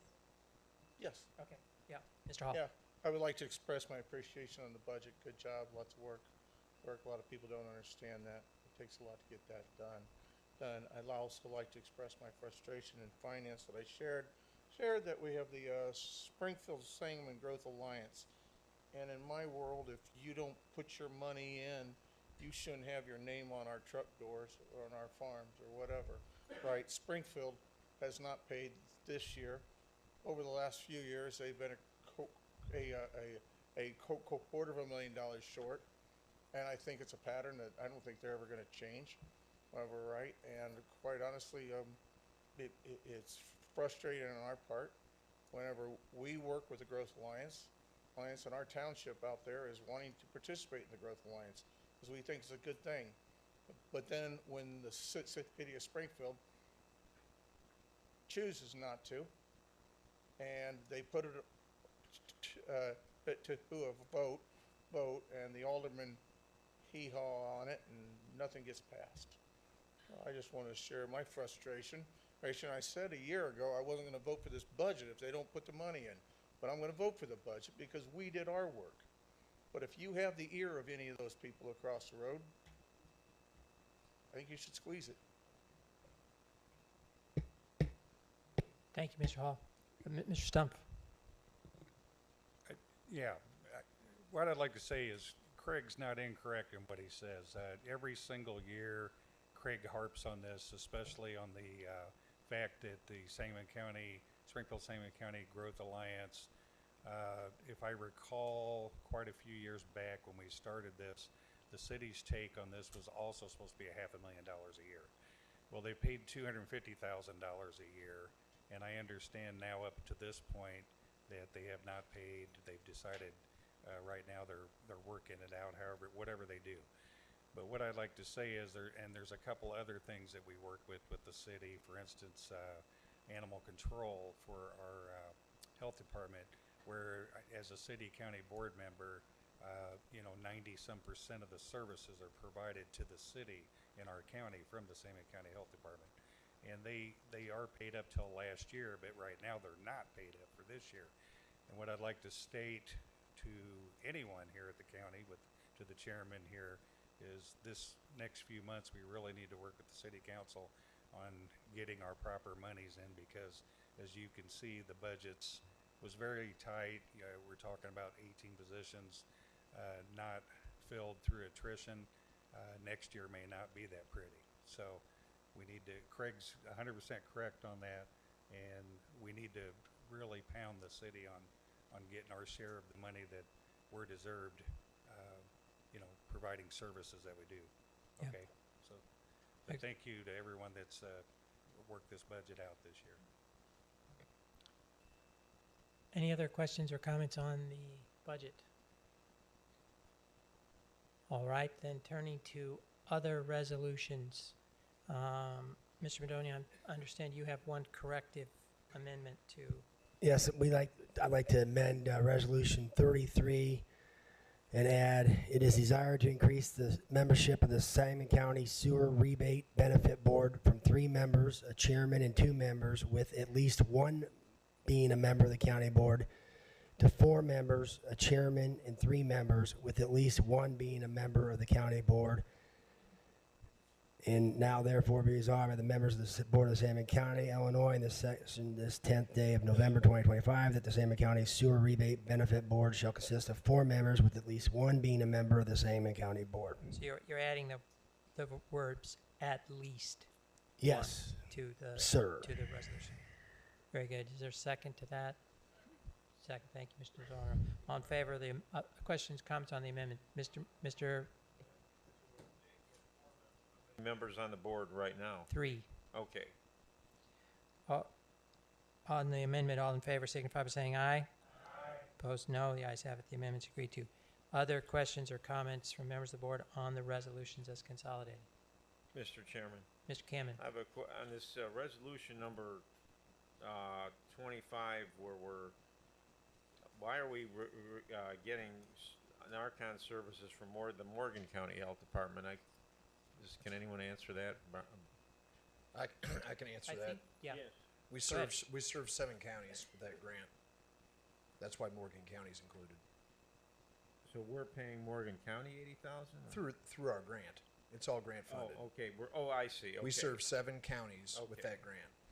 And then on resolution 31 where we're spending $250,000 on legal services, I noticed that in the purchase order edit listing, it listed $151,000 for the state's attorney's appellate prosecutor, but then we have in resolution 37 we're spending $41,000 on state's attorney's appellate prosecutor.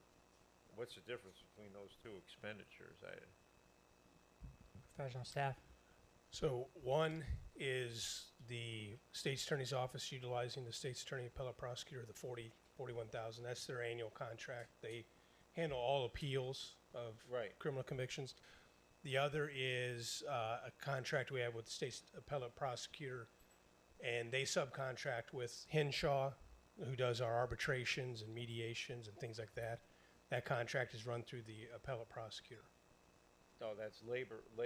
Yeah, law labor. Yeah, services. labor. Yeah, part of the labor. Stratton Reichert is part of that number as well. Okay. They do labor law. They do labor So relations. we pay the appellate prosecutors, and then they pay like Correct. Justin Reichert and other. And labor Henshaw lawyers. and others. Yeah, correct. How do we? The other, I see there's like Mr. 3 or 4 Mr. other Cameron. private law firms on there. How were those law firms selected? So we have 2 lawyers that staff the hearing officer, one Okay. for zoning, one for animal control, and they're selected by the state's attorney's office. So it's Dan Knoll and Dave White. Right. And then the final question on this final resolution number 40, where we're spending $20,000 for a contract with the Development Corporation. It looks like is that the purpose of that, to see if the money we're spending on the Sangamon County Growth Alliance is actually effective? Exactly right. Okay. All right, thank you. Any other questions from members of the board on the resolutions as consolidated? Seeing none, Mr. Madonia, do you have a motion?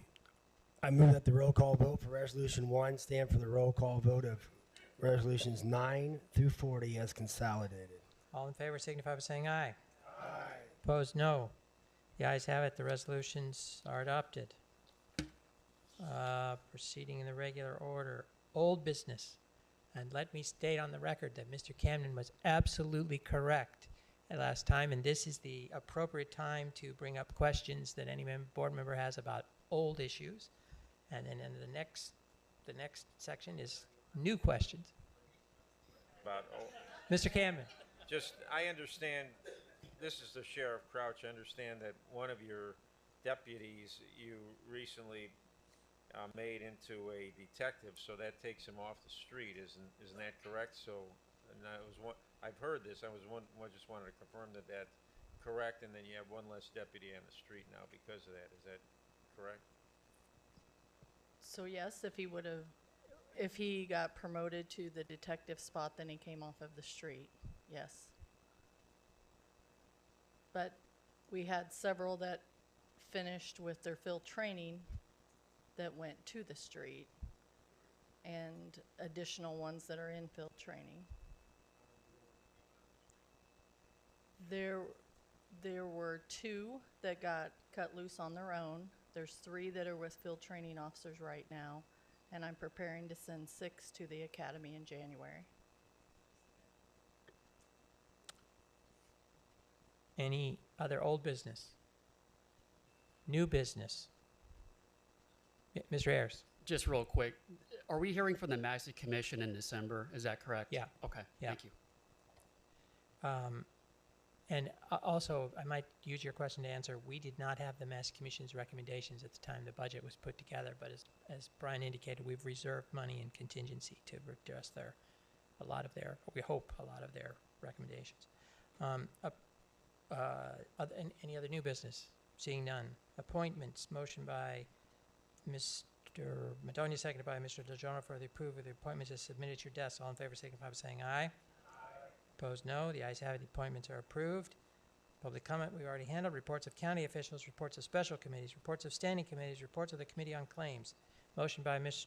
DelGiorno, seconded by Mr. Madonia, that the reports be placed on file with the clerk. All in favor signify by saying aye. Opposed, no. The ayes have it. The reports to be placed on file with the clerk. Motion by Mr. Madonia, seconded by Mr. DelGiorno, that we do stand in recess until the regularly scheduled December meeting. All in favor signify by saying aye. We stand adjourned.